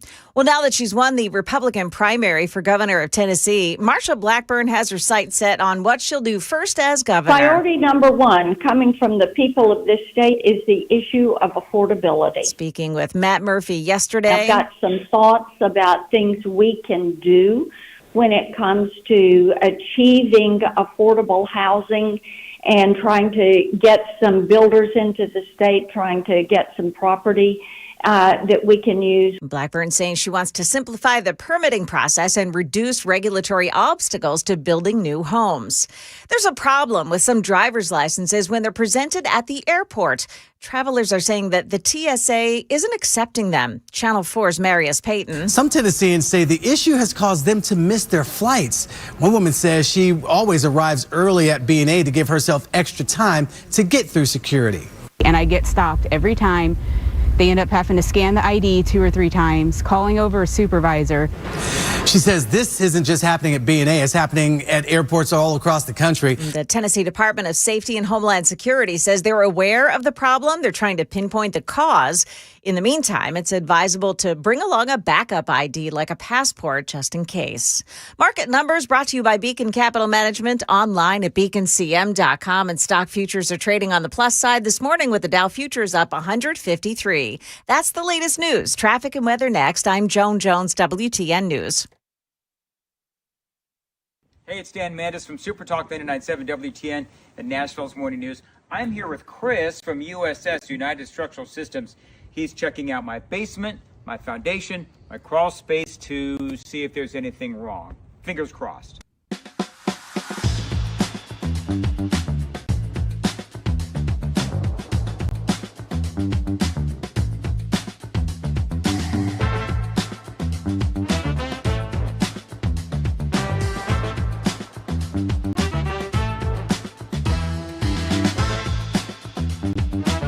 All right, so there's good news and there's bad news. The bad news is we found some cracks in my basement wall. The good news, I've got Chris here who's going to walk me through the next steps. Yes, so unfortunately, your house has been subject to the pressure of the dirt. The hydrostatic pressure, heavy dirt pushes on foundation walls, and you've got a little bit of what we call bowing. So that wall is pushed in a little bit. We have a lifetime warranty solution for that. So we install, usually in a day or two, this can be done in most situations. We install carbon fiber straps, which keep the wall from moving inward at any point in the future. It's a lifetime warranty for anybody that ever owns this house. So it's a quick and routine thing that we do, but it yields some long-lasting benefits. It's a great selling point if you want to sell your house. Absolutely. Good thing about our warranties is they're not only transferable, like the contract says, they're automatically transferred when you sell your house. So you don't have to sign any paperwork or even send us an email saying that you sold your house. Warranty would transfer to the next owner.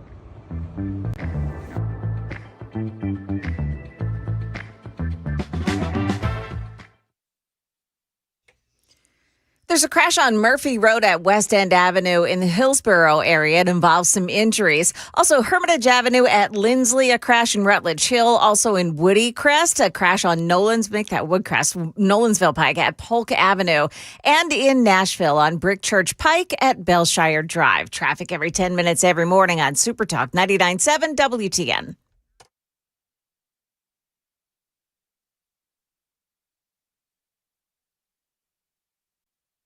A group of people that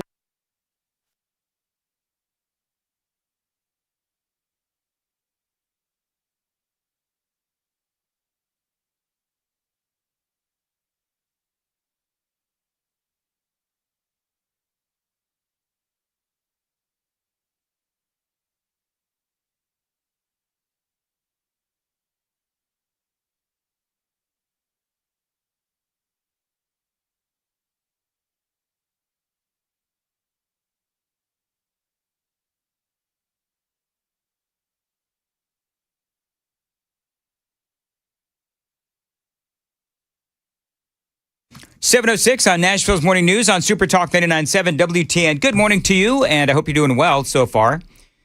It is Thursday, August 13th. Sunny today, a high of 96. Going to feel like 110 degrees. You know, it's interesting, Joan. People are saying that Caroline Leavitt leaving her role as White House press secretary is a bombshell. I wasn't surprised. I wasn't surprised at all. 2 kids under the age of 2. You know, I want you to think about this. Right now, she's got, I don't know, roughly, she has to deal with about what? 25 adults that act like kids under the age of 2? So, you know, watching her own kids under the age of 2, it's actually probably going to be a lot easier. So she posted something on X last night. And in part, it says, the truth is, since returning to the White House after the birth of my daughter, I felt in my heart that I cannot be the best mom my 2 young children deserve while devoting the constant time, energy, and attention required to the White House press secretary. And that is why I've ultimately made the bittersweet decision to depart the White House. So, well, I think it's pretty clear. That is certainly true. Yeah. I don't know where she lives, but I mean, there's the commute as well. There's all the traveling, if you think about it. Yeah, she's got to travel with the president all the time. Mm-hmm. It must be super difficult. Yeah, and I mean, let's be honest. Her job is so, we think our jobs are laden with BS. Yeah. Imagine what she has to go through, you know, not only dealing with the children that are the White House press corps, but also just, you know, the White House and the White House, press department, whatever. There's got to be a lot of drama there. You would think. Oh, yeah. So now they say that she is going to be some sort of an advisor to the White House? Yeah, she'll be in an advisory role. Okay. On the outside, though. Yes. I did love the way I was listening this morning on my way in, and ABC News painted it as, and and they did this because they know they can do it tongue in cheek and still be correct in a way. But it was Caroline Leavitt is leaving the White House to spend more time with her family. Period. That's it. That's it. Not. Which is that line that everybody I know that. uses. So yeah, just so folks, when I get fired and I say I'm going to go to spend more time with my family, Right. that's code for they crap can me. Yes. Finally. Yes, and that's exactly how ABC News presented it. And I like what Stephen Miller said last night. This was on Fox News. Personal for me because Caroline is not just a colleague, not just someone for whom I have endless respect and admiration, but she's a close friend, someone I've got to know well. Someone that my family has gotten to know well, someone that has really been in every way a source of joy in so many of our lives. Professionally, her credentials, her accolades, her achievements are second to none. Her job that she has performed as White House press secretary, the word exemplary doesn't even begin to cover it. She has served this president so well, this administration so well, this country so well, and very importantly, she's been a role model to millions and millions of young women all across this country. Yep.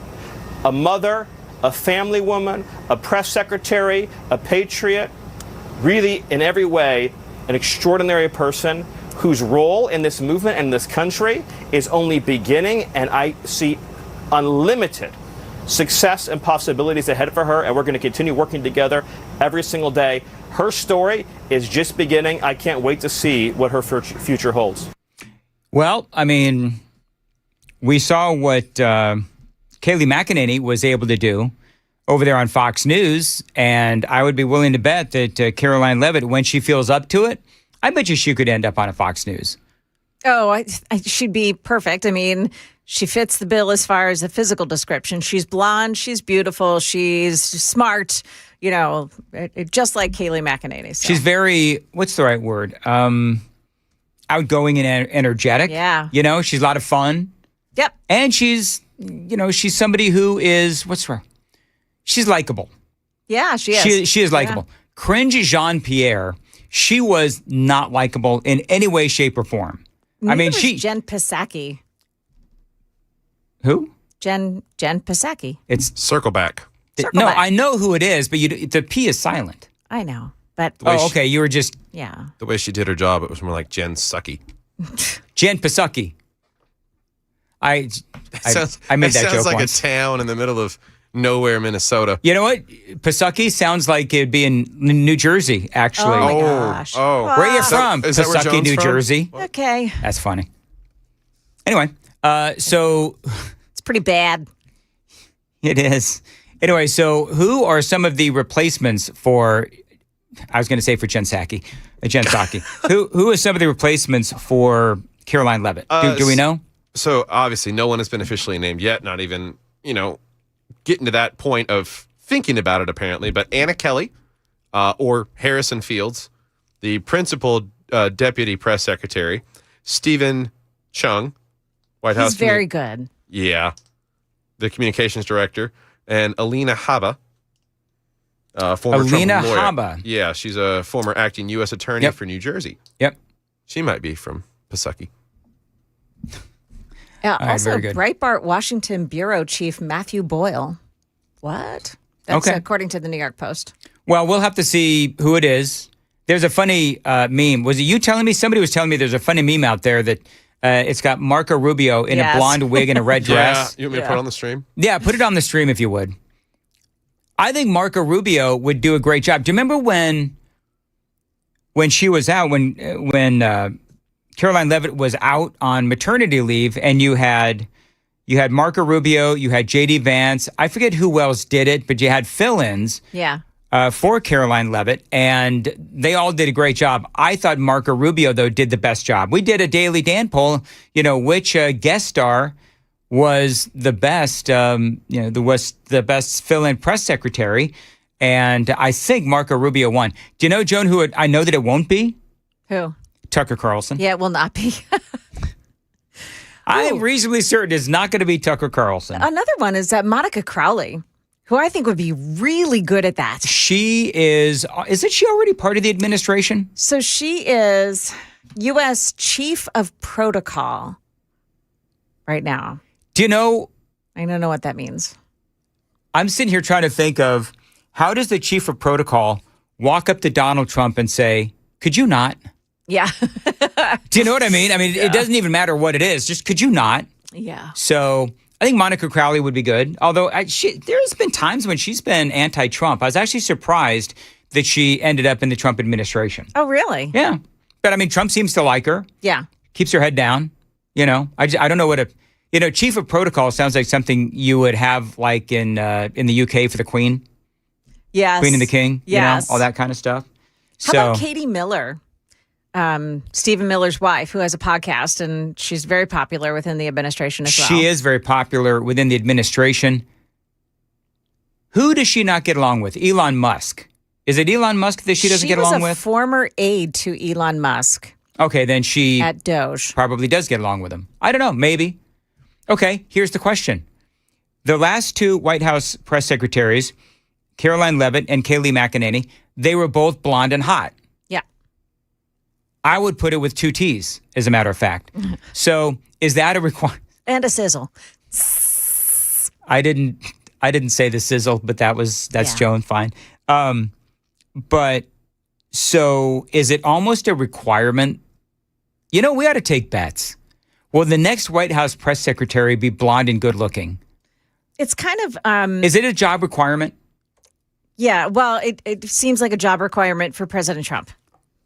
Yeah. You know, like how about the woman who's his closest aide? Now that I've said it, I can't remember her name. I don't know. But Monica Crowley is older, so I don't know and I don't know how old Monica Crowley is. Natalie Harp. Natalie Harp. Oh, yeah. People have written about Natalie Harp. Oh, yeah. Yeah, but she doesn't. You need somebody who has good policy chops and can handle the onslaught of the media. Yes. So that's what you need. Clearly, you had Cringe Jean-Pierre who did not. Okay, so what's so funny? You're laughing. I'm just thinking about all the things that she said and did that made my head spin. Oh, yeah. I mean, she was so. Oh, you know what? Just so bad. We got to pay attention to the super text line. Tommy Lauren. Yeah, she'd be terrific. Carrie Lake, of course. Stephen Miller. Carrie Lake would be great. Sarah Huckabee was not blonde and all that, and she was great. She was great. Yeah. Sarah Huckabee Sanders was awesome. Cringe was not hot. I didn't call Cringe hot. I said the last two for, let's see here. Oh, you know what? My bad. You're right. When I say the last two, I meant the last two for Trump. So we're talking about Kayleigh McEnany and Caroline Leavitt. So that's what I'm talking about. So take any of those chicks from the five. Well, except for the leftist. What's her name? Yeah, Jessica Tarloff. Jessica Tarloff. Wow. Ugh. Talk about fingernails on a chalkboard. 7:15. Time to check the roads on WTN. White House, 65 southbound. Watch for construction delays. Traffic stop and go between Bethel Road and Long Hollow Pike. Hillsborough West End, Murphy Road, crashed at West End Avenue. Emergency crews on the scene. And Rutledge Hill, Hermitage Avenue. Watch for an accident at Lindsley Avenue. I'm Christy O'Brien. I did not call Cringe Jean-Pierre hot. I did not. People are saying that I did. I didn't. It was Jasmine Crockett, and he called her thick. Yeah, I did actually say that. Thank you, Sam, for bringing up that awkward moment. Well, people, I don't want them to get confused. Oh, we wouldn't. Yeah, we wouldn't want people to forget about the awkward moments on this show. So just by all means, keep bringing them up. And if you got the two confused, you're a racist. 4317 says Tommy Lauren is an idiot. I don't think. Is Tommy Lauren an idiot? No, she's very sassy. Sassy's good. Yeah, she's sassy and she knows her stuff. So I think she'd be really good. I'm not going to argue with people about whether or not. Someone is saying you're in denial. Who's in denial? Dan. About what? About? 0384. You did. You said she had sizzle. I did not. Did I? You know what? Okay, can I get the sweeping sound effect? It is fully possible that I accidentally called Cringe Jean-Pierre hot. Because that's just me. I get people confused all the time. Now, how I would get, a black lesbian confused with Kayleigh McEnany or whatever her name is, the one that's now leaving. See, now I'm all confused. This is what happens. Then I get all confused. Maybe we need a man to do this job. Maybe we do. Caroline Leavitt. So I don't know how I would get Caroline Leavitt or Kayleigh McEnany confused with Corinne Jean-Pierre. But let me just state for the record, I do not believe that Corinne Jean-Pierre was attractive. And if I did, I profoundly apologize. It was a fleeting moment. Do you know what? Back when Corinne Jean-Pierre was, working for Biden, I was actually wearing glasses back then. So maybe that's what happened. I lost the glasses thanks to Dr. Horn, and now I know that she is not indeed hot. But I never did think that she was hot. I mean, she's a. Anyway, moving right along. I think Joan would be a great candidate for that position. Yeah, she is smart and she's hot, says 0110. Riley Gaines. Yeah, there you go. I would. That would be my. Should we do a Daily Dan poll? Who should be the new? Okay, let's do this. Let's do a Daily Dan poll. Who do we got? Real quick. Joan, help me. Okay. We got Riley Gaines. Tommy we got Tommy Lauren. Lahren. We have, who else did we say? Stephen. People are saying Stephen Miller's wife. Stephen Miller. Katie Miller. Katie Miller. And we had, who's that other woman that we spoke about? Carrie Lake. Carrie Lake. Oof, so I think she'd be fantastic. I believe. So why don't we put up those four, Sam? Okay, so we've got good. Riley Gaines, Tommy Lauren, Katie Miller, and Carrie Lake. So I'm gonna and let's not forget Riley Gaines is a Tennessee treasure. Yes, she right? is. Mm-hmm. So she's great. She's used to taking daggers and arrows from the left. So she is certainly used to that. She is very good in front of cameras. She's very good policy-wise. And so let's do those four. I believe my prediction would be that the winner would be Riley Gaines. If those are the four, I believe that Riley Gaines would be the winner. What do you say? I would go for Carrie Lake. Okay. So are you predicting that Carrie Lake will win? Yes, I would predict that. Here's another thing. Carrie Lake is very well versed in the media. That's where she came from. She was a news anchor in Arizona. And she's dealt with the media very, very well in her dealings in Arizona. So, yeah, I think she'd be terrific. That's who I would want. Okay, so you want Carrie Lake. I want Riley Gaines because she's a Tennessean for number one. And so you got all four. Who would you want, Sam, before we move on? Out of these four, or can I pick anyone? You can't lose with any of them. Well, if I can pick someone not on this list, I would say Shane Gillis, comedian. 2738. What about Stormy Daniels? Shut up, 2738. Sophie Cunningham. You know what? Sophie Cunningham could just like point at the member of the press pool. Yeah. And maybe with her middle finger. Anyway, so go take the Daily Dan poll. And did you put it up? Yeah. Okay, so Riley Carrie Lake Gaines is leading with 79% of the vote. Who is? Carrie Lake. Really? Yep. Okay, well, go take the Daily Dan poll. We'll leave it up for a little bit. I bet Shane Gillis would win, though. Here's another really good one. Who? Emily Campagno. I mean, I know we said everybody on the she's five. really good. She'd talk so fast, though, they wouldn't know what to... She'd run circles all around them. Greg Gutfeld. Yeah.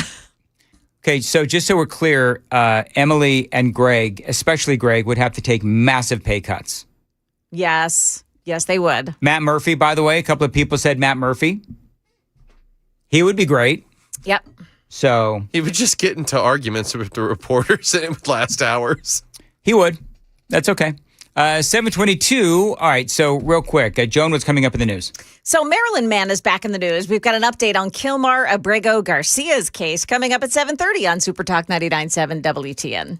All right, thank you, Joan. Busy Bee Plumbing, Heating, and Cooling. Back to school time. That means back to busy schedules, homework, all kinds of activities as well. The last thing you need to worry about is your HVAC. So let Busy Bee do that for you with big savings. Now, this month, You schedule any HVAC maintenance or repair, and you get a free dryer vent cleaning. That is added safety and one less thing that you have to worry about. Now, if you need a new HVAC system, you buy a high-efficiency unit, and you'll be entered to win Busy Bee's Healthy Hive giveaway. That is a $1,500 sponsorship for the local school of your choice. You can also get your favorite teacher or staff member a Beehive membership too. And you can also get a $500 gift card with qualifying whole home repipes or mainline replacements. And with approved credit, enjoy 0% financing for 18 months. Busy Bee Plumbing, Heating, and Cooling, 615-775-7833, 615-775-7833. Find them online anytime, busybeehvac.com.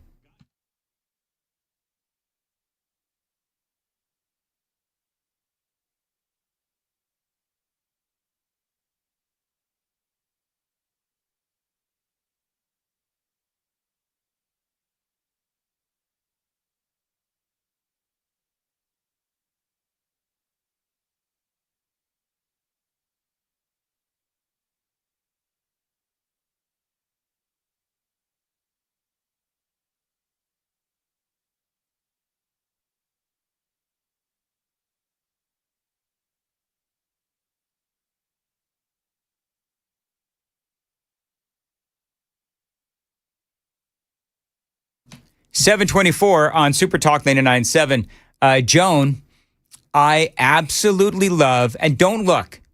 Sam, don't you look either. Okay. I love what texter 4002 has to say to yours truly on this topic. We're going to talk about that straight ahead. Okay.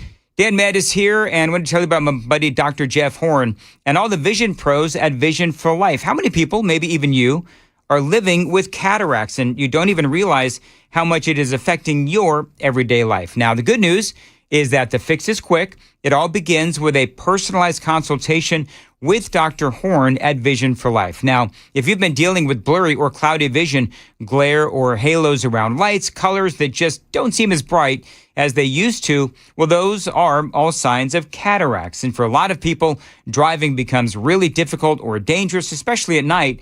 Some people even experience double vision in one eye. That is not something that you have to live with. Cataract surgery these days, fast, painless, and the results can be truly life-changing. So don't wait. If you're thinking about surgery or procedure to improve your vision, call my friends at Vision for Life. It is who I went through. They did a great job with my eyes. They'll do a great job with yours. 615-436-2020, 615-436-2020. Find them online anytime. It's visionforlife.com to schedule your cataract evaluation with Dr. Horn today and find out if you qualify. 615-436-2020, visionforlife.com. Times are tough. Absolutely, I agree. Now, if you need a new truck or a minivan, maybe an SUV, Mid-10 Ford, they can help you out with great selection, terrific pricing as well. Mid-10 Ford, they've been around for 56 years, since 1969, helping people get the vehicle that is right for them. They can help you save $1,000 or more on select Ford trucks. They also offer special financing as well if you need it.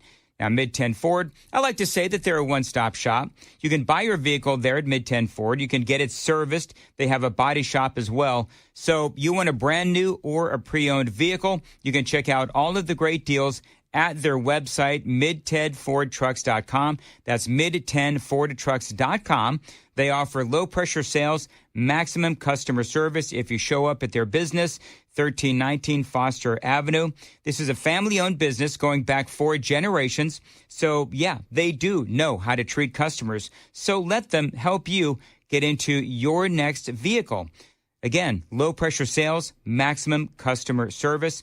Find them online, mid10fordtrucks.com. That's mid10fordtrucks.com. Let their family take care of your family.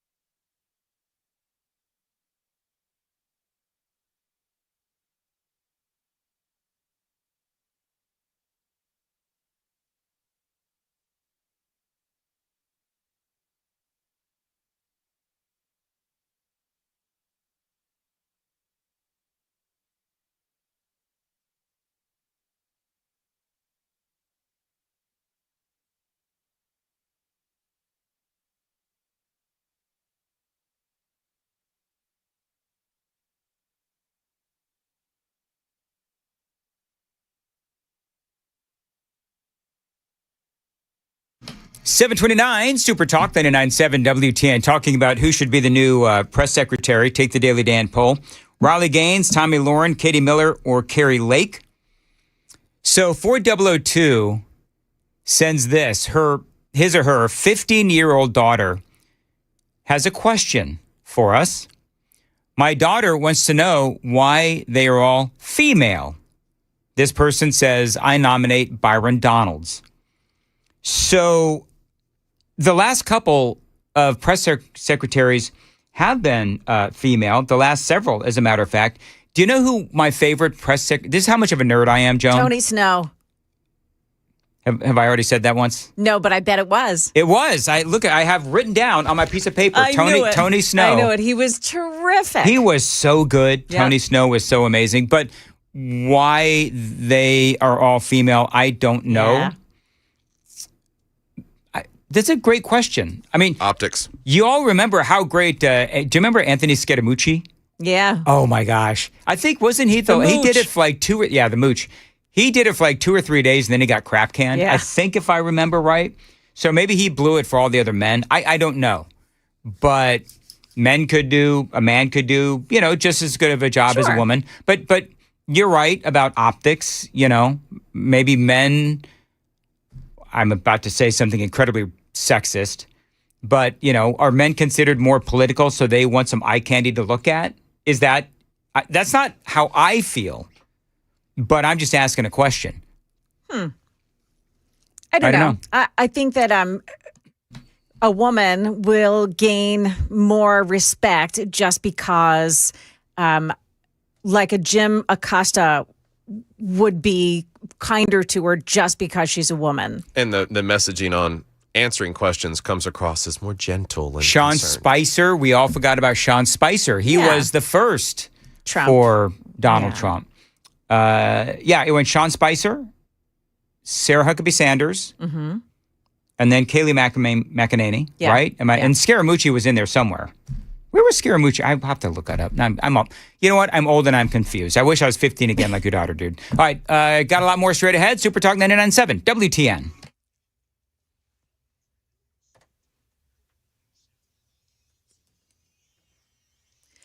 Good morning, 731. I'm Joan Jones with your top stories. And the Trump administration has lost another legal effort to deport Kilmar Abrego Garcia, this time to Liberia. Abrego Garcia's lawyer, Simon Sandoval Moshenberg. A few months ago, the government filed a motion to essentially set aside that order, seeking permission to deport him to Liberia and to detain him in a detention center sort of while they were carrying that out.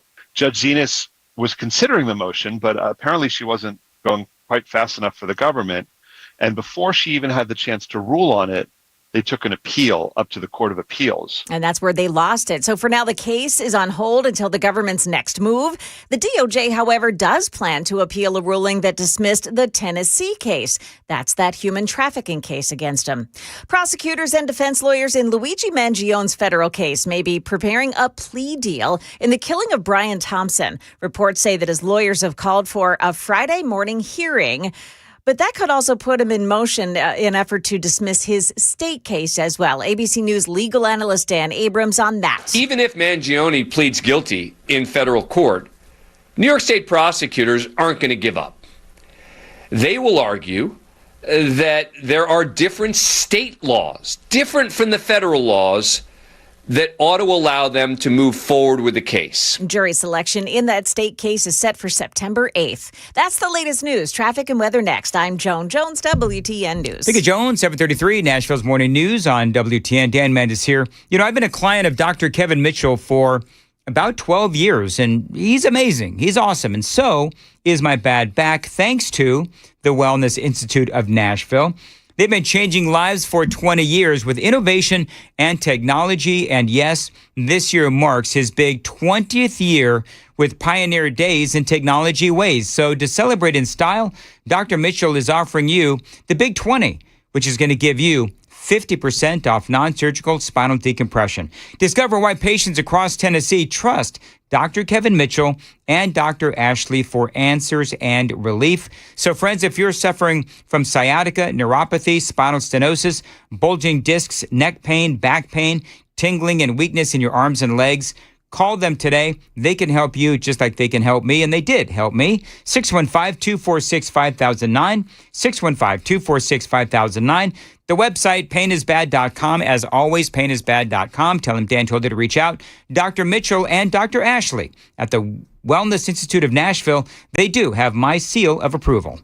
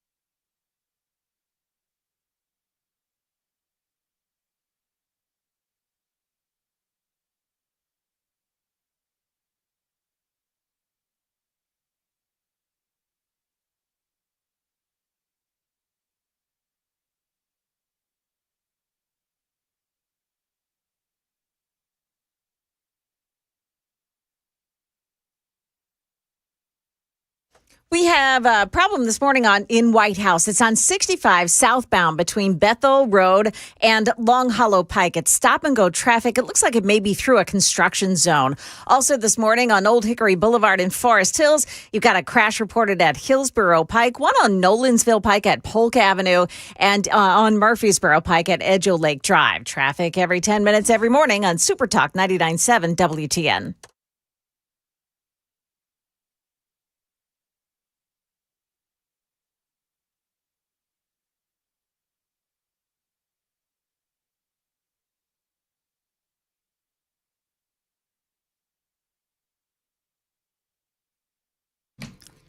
.737 Super Talk 99.7 WTN. Good morning to your friends. Hope you are doing well. So, New York Post, Michael Patrick Leahy, thank you, Michael, sent me a New York Post article, Joan, where they're talking about some of the possible replacements for Caroline Leavitt. Yeah. And as we said, Alina Habba. Yeah. And a lot of people seem to like that Alina Habba. She's somebody who people really like. Also, as you mentioned, Breitbart, Washington Bureau Chief Matthew Boyle. Other people said Dan Bongino, by the way. Yeah, I heard that too. I think Bongino has had it with Washington politics. Didn't take long. What, did he last a year? Yeah. Anyway, so do you know, Joan, what I used to call in not one of my better moments as the host of Nashville's Morning News, what I used to call Alina Habba? What? Alina Hubba Hubba. See, I said... Gee, Dan, that was awful good. Wow, that was funny. Funny. No, it wasn't. Whatever. Moving right along. Anyway, so we'll see. I've never heard of this Matthew Boyle guy, but apparently he is a favorite inside the White House. He's the Breitbart. He's a Breitbart guy. Yeah. So never heard of him, but apparently he is Matthew Boyle. Haba gained fame as one of Trump's defense lawyers, giving passionate televised appeals on his behalf to journalists before his return to power. She briefly worked in the West Wing, so on and so forth. I want to find out about this Boyle. Boyle, meanwhile, is a favorite among well-connected Trump allies who recognize the dogged Breitbart scribe's fiery but steady presence in the conservative media ecosystem. Trump knows Boyle by name and has given him many interviews, including a recent Oval Office sit-down. His experience with investigative work, targeting public figures, and close coverage of the Trump movement convoy, working knowledge of how to manage and mitigate PR challenges. Okay, well, anyway. See if you can find, Sam, see if you can find this Matthew Boyle on X, and maybe he's got a video that we can look at. Because, we already know what Alina Hubba Hubba looks like. But this Matthew Boyle, see if he's got a short or something that we could check out. So anyway, moving right along. A Nashville school teacher, needs some audio only. Nashville school teacher quits in grand fashion. Believe it or not, this is my favorite story of the day. So her name is Samira Hardcastle. And if anybody knows Samira Hardcastle, can you tell her that I desperately want to interview her, please? Because she went in front of the Metro Nashville School Board and she resigned. My name is Samira Hardcastle. I was Teacher of the Year at John F. Kennedy Middle School in Antioch this past year and Blue Ribbon Teacher of the Year for the district. What you have in front of you right now is my resignation letter. Yeah, she went in front of the school board and she resigned. And she basically told the Nashville board to take this job and shove it, as she shows up to the school board meeting and they're talking about how much better the school district is doing, and she would disagree. I've heard a lot of positive data in this meeting, and I just wanted to give you some facts from my firsthand experience. So first, district leaders asked me to fabricate grades for a parent who sat in the office for hours until her daughter's failing grades were changed. It creates false entitlement. What happens when these kids lie, cheat, and cry their way through school and end up as future doctors, police, or politicians? Wow. So I've heard stories like that. I know that a lot of people haven't. By the way, we're not, cascading all teachers, obviously.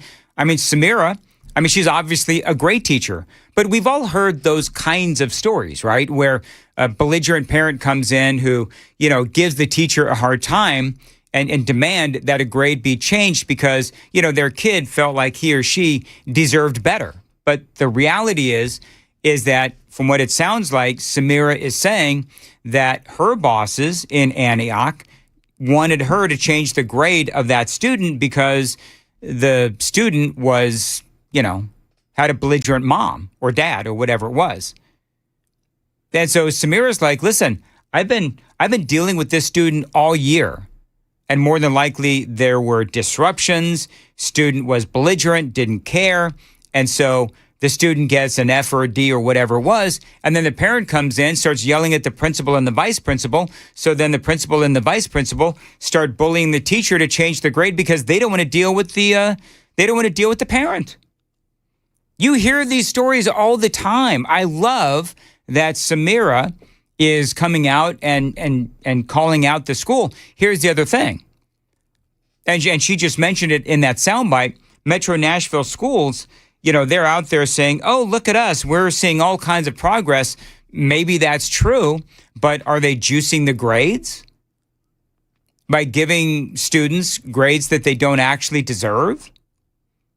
Because remember, the school looks better if the grades go up, right? So the school administrators, in some cases, want those grades changed to make them look better. Hey, look how much better we're doing. And obviously you have the testing as well. But she brings up a good point. The more we coddle kids, the more we give in to the demands of their helicopter parents, the more they realize that they can simply cry and bully their way through life. Second, that same parent has harassed over 30 teachers. Teachers have filed police reports and entire schools have had restraining orders against her. Yet she's still allowed on school property, showing up to field trips her child didn't earn and filming other students. When will you stop prioritizing parents' feelings over the safety of our teachers and our students? All right, now, in case you didn't hear that, this parent is such a Karen that she has restraining orders out on her from, I guess, entire schools. She bullies teachers, but she can show up on field trips and film students and teachers. That is insanity. And the district apparently allows this. And of course, this has Dr. Adrian Battle in the crosshairs. We'll talk about that straight ahead. It is 7:45. Time to check the roads on WTN.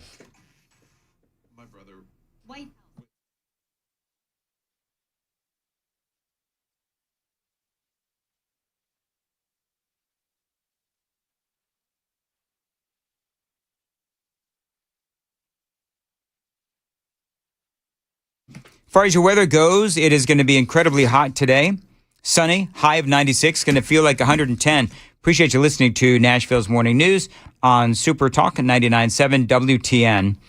Going through the rather epic take this job and shove it moment from Samira Hardcastle as she walks into the school board meeting as they're patting themselves on the back. Oh, look at how great we are.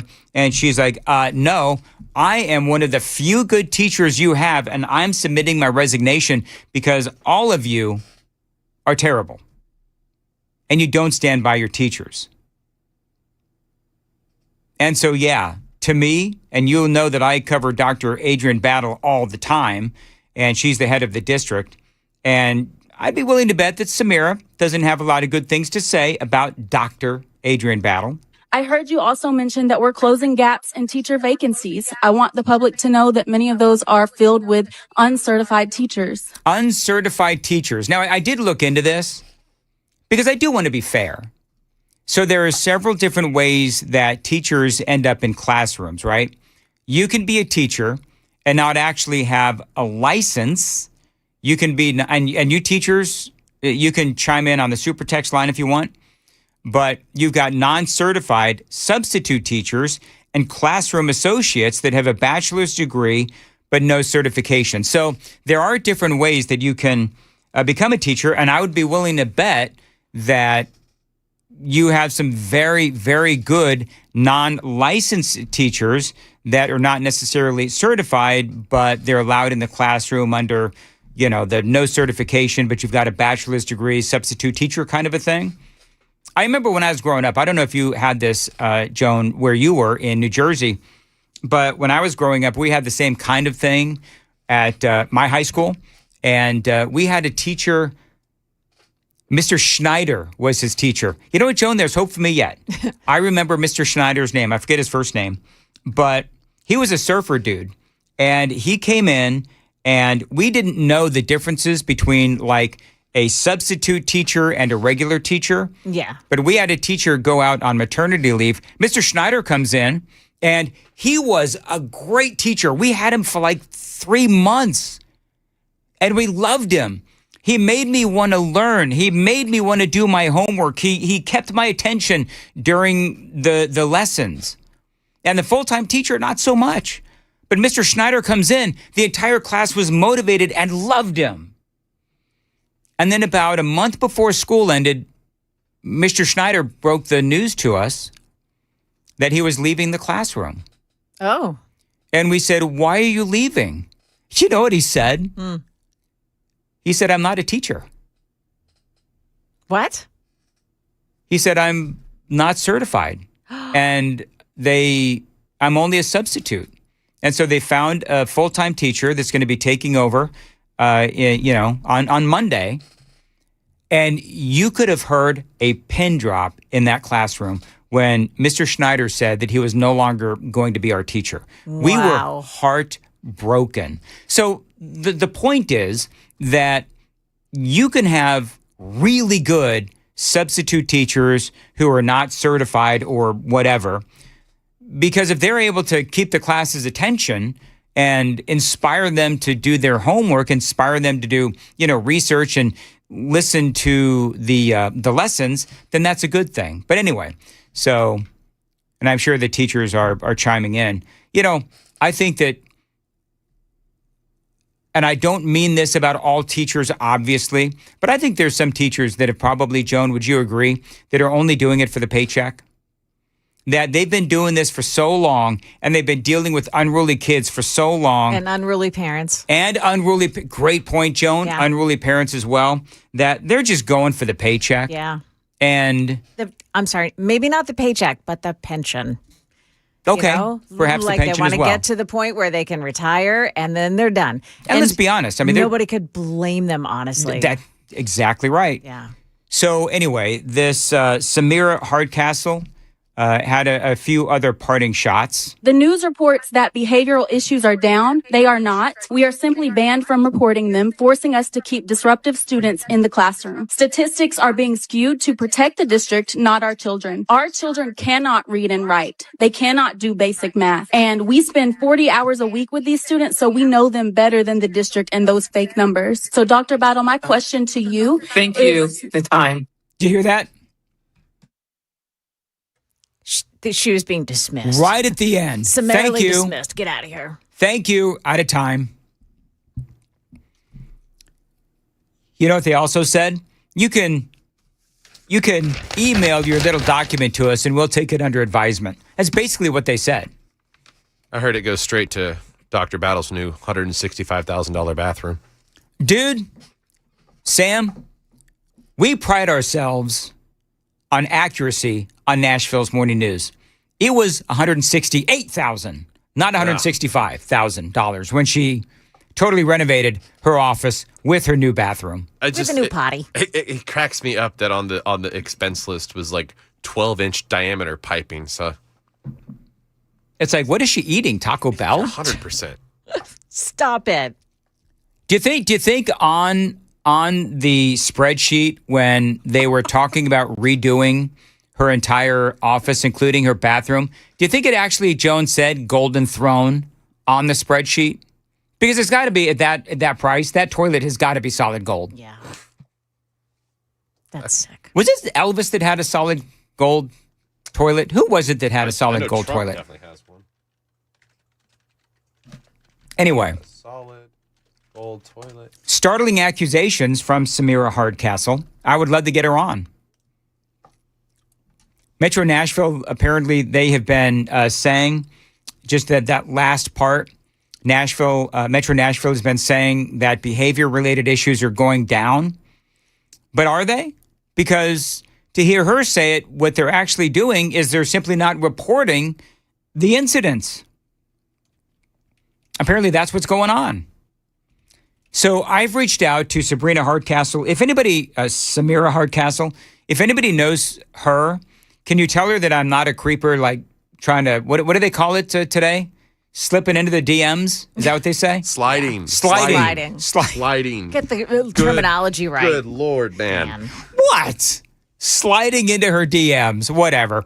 I want to interview her in the worst I'm way. sorry, I hear slipping and I just think of the yellow mop caution sign on the floor. Do you know what I want Sam to do, Joan? Sam's got a bachelor's degree. Maybe what Sam needs to do is he could go become a substitute teacher. Nah, I'm good. Why not? I'm good. Sam. I don't have. It takes a special level of patience, and you're not allowed to curse at them. Sam, you would be able to give all that knowledge that's jammed up into your head. You'd be I'd able have to threaten them to spread listen, it out and to then them. I'd be gone in a day. It wouldn't work out. I think you'd be very good at it. What do you think, Dan? Absolutely. Yeah. But then I'd have to Absolutely. go get my master's, and then you'd have to call me you an could just educator. be. You could be like Mr. Schneider. You could just be like a permanent substitute teacher. That man had tasty waves to catch. He used to wear Hawaiian shirts like every day. He did. My all-time favorite teacher wasn't a teacher. It's like Jeff Spicoli grown up. You know what? That's what it was. He was like Jeff Spicoli grown up. He No actually wonder you looked a guys little like bit him. like Spicoli. You ever wonder, Joan, if your teachers are still alive? Yes, actually. I've often wondered that. Yeah. You guys Like- just have to do the math.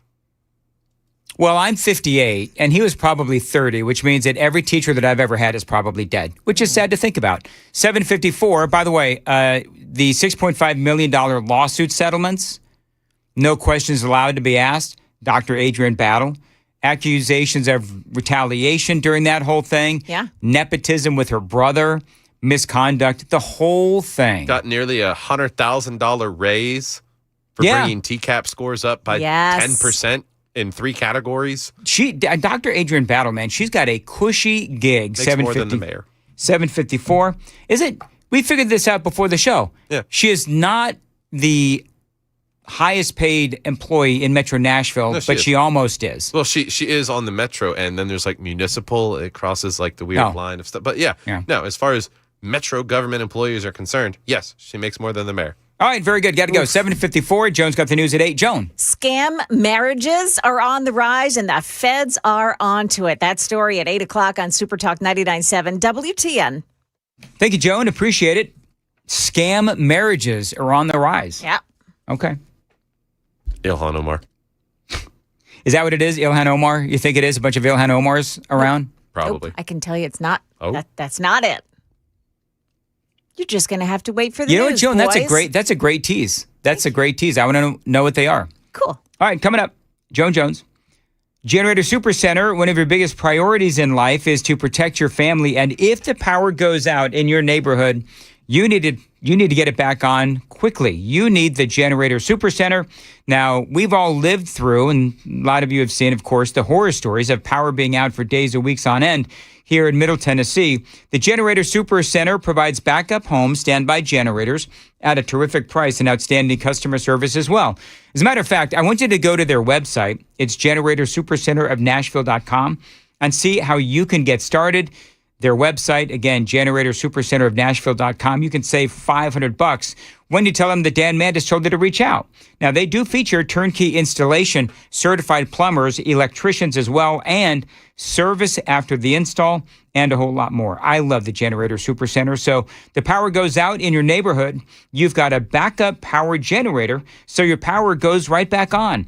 At the Generator Supercenter, they also have their generators made right here in America. Call them, tell them I told you to reach out. 615-879-1952. Mention my name, save that $500. 615-879-1952. Generator Supercenter of Nashville.com.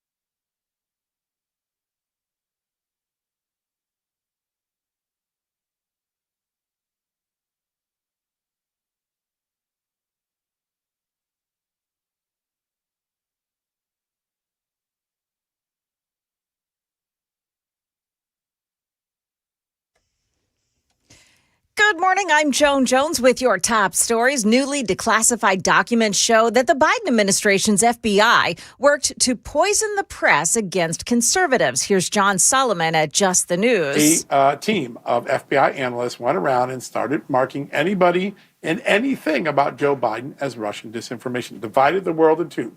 If you were Bill Barr, Mike Pompeo, Senator Grassley, Senator Johnson, John Solomon, Greg Jarrett, Fox News, and you're asking questions about Hunter Biden, you are a conduit of Russian disinformation. And if you're Joe Biden, Hunter Biden, Barack Obama, Hillary Clinton, John Kerry, George Soros, you are a victim or a target of Russian disinformation. Now, the FBI gave that operation the code name Round River.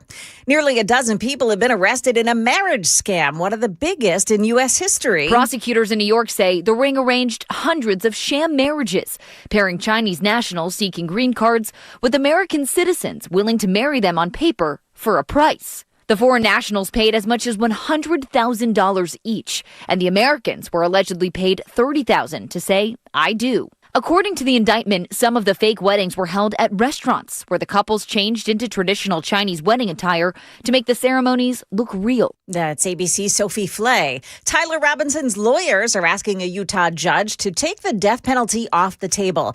They argue prosecutors haven't shown that Robinson's shot at Charlie Kirk created a high probability of death for anybody else in the crowd. Prosecutors have argued that the crowded setting put others at risk.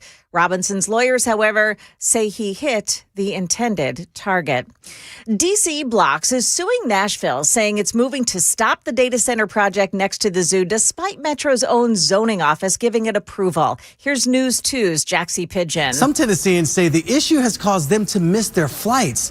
One woman says she always arrives early at. All right, so that wasn't the one. DC Blocks, by the way, paid $23 million for that property. It is now the subject of eminent domain.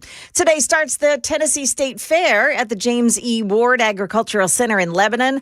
Be advised, there's a clear bag policy and bag checks upon entry. There's also free shuttle service from the Cumberland University football parking lot and First Baptist Church from 3 to 11 on weekdays and 10 a.m. to 11 p.m. on Saturday. That fair runs from today through noon on Sunday. Market numbers brought to you by Beacon Capital Management, online at beaconcm.com. There's a report out this morning that says wholesale prices were flat in July. That's below expectations. And that is cheering the markets a bit here. The Dow futures are plus 175. NASDAQ futures up 21 points right now. The S&P futures are gaining 16. That's the latest news. Stick around for traffic and weather next. I'm Joan Jones, WTN News. Dan Mandis here. And friends, if you have a 2, 3, or 4% mortgage rate, don't refinance it. You don't have to. But you can still get cash out of your home courtesy of Loan Pronto's zero-cost equity loan. That's right. Now, with Loan Pronto, you can get all the cash you need without touching that first mortgage and without any fees. Now, one local homeowner just got $100,000, paid off all their credit cards, paid off that existing HELOC as well, remodeled their kitchen, and saved over $1,500 every single month. And it does get better. There's no hard credit pull up front, usually no appraisal, and no long drawn-out process, and no closing costs. You might even be able to skip your next 2 house payments. So call Loan Pronto right now. Leave your low-rate mortgage intact, but get the cash you need in as little as 2 weeks without paying closing costs. Find them online. It is loanpronto.com. See how much money you can get right now. Loanpronto.com. 615-499-5780. Tell them Dan told you to reach out. 615-499-5780. LoanPronto.com for qualified homeowners, equal housing lender, NMLS 166-1781, NMLSConsumerAccess.org.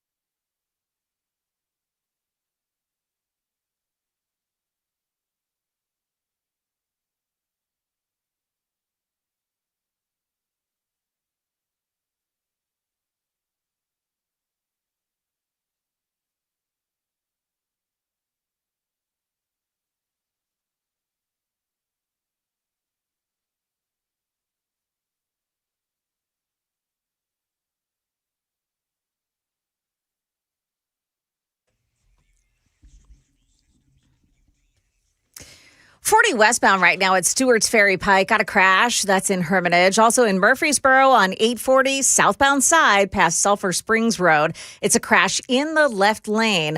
Also, Murfreesboro, 24 west at Medical Center Parkway. Pretty bad crash there, and 2 left lanes are blocked off by it. That'll jam up traffic, too. Old Hickory Boulevard in Forest Hills. Watch for a crash at Hillsborough Pike. Traffic every 10 minutes every morning on Super Talk 99.7 WTN.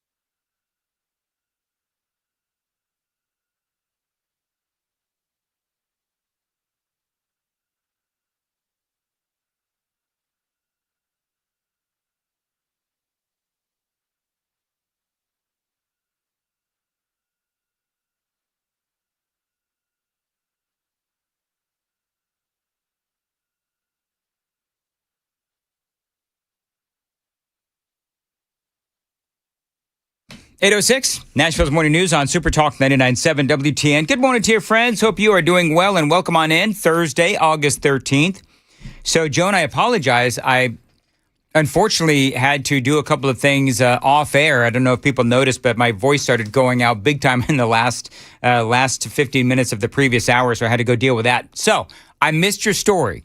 So, what is the marriage scams? It's Chinese marriages. So the Chinese nationals are coming here and paying, in some cases, $100,000 to Americans to have an arranged marriage. And sometimes they do it they do these things in restaurants, Chinese restaurants in New York City. I don't know if you've ever been to one, but they actually do the marriage while there's people dining around you. And so it's a very public setting. And so they can take pictures and say, hey, we got married here. And there's scam marriages so that people can get their U.S. residency. And they're Chinese. Remember, Joan, 2 Wongs don't make a white. Oh, my gosh. There's a long way for that. Yeah. It's hearkening back to the absurdity of yesterday's show. I apologize. So this is, I bet you, both men and women, right? So if I wanted $100,000, I need to go to New York, find a Chinese restaurant, and say, hey, I'm open for business. If any Chinese woman wants to marry me, I can get $100,000. Is that basically how it goes? You don't have to open a restaurant. No, go into a restaurant. Go into a restaurant. Yeah, go find a Chinese restaurant and say, Yeah. I'm in New York, They say it happened about 1,000 times so far that they can track. But of course, they think there's many more than that. How do they know that they're scam marriages as opposed to just like, are they married for a certain amount of time and then they end up getting divorced, or how does that work? Let's see. And by the way, the funniest thing, before you told me what the story was, Sam kind of gave me a little bit of a clue as to what it was. Is it wrong that the first thing I thought of was how much? Like, how much do they get? Hey, man, $20 is $20. That's exactly right, man. Wow. Wow.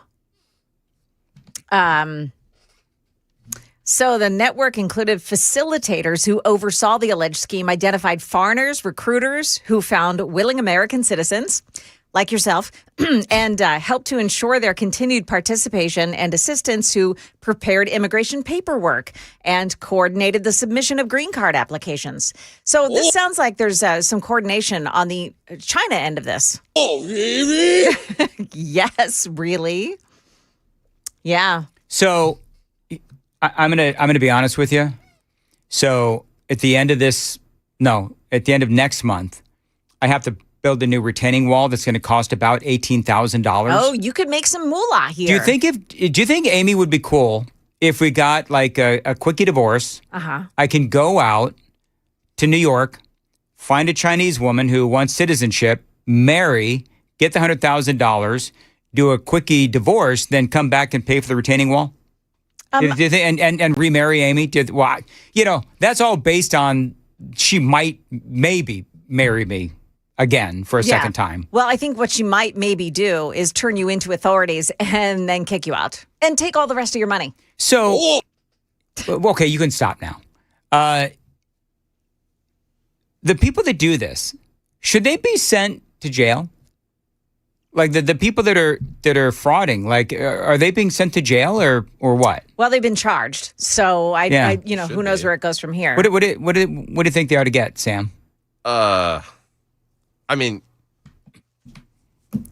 something like that. I mean, white collar crimes. I'm typically a fan of probation for something like that. That's what this be considered, white collar crime. No one's really being hurt. You're doing it for the money. You're defrauding the system. Completely. Go this get is him, an Joan. invasion Go get him, Joan. of America. Oh, it is. Absolutely. It is. So but I'm there's- talking. No one suffered any immediate physical bodily injury. That's what we're talking about when you take it up with the criminal aspect of something. If someone, if you have a DUI and it results in a manslaughter case, yeah, you should go to prison. But defrauding the government, it would put you on a watch list, monitor your internet activity, and house arrest. Sam, the Constitution is the victim here. Deport, deport. Sam just rolled his eyes at me, Joan. Wow, Sam is rolling his eyes at our You think sovereignty. that was the first time? Listen, the institution of marriage has already been desecrated by the government in this country in the first place. Shut up, Joan. And that goes back to two wrongs don't make a right. Oh my gosh. Oh, really? You need to stop. Lord. 56. You know what? I love 5686. Exile them back to China. Yeah. Yes, for sure. Take Francesca Hung with you, too. She's Korean, Joan. I'm sorry.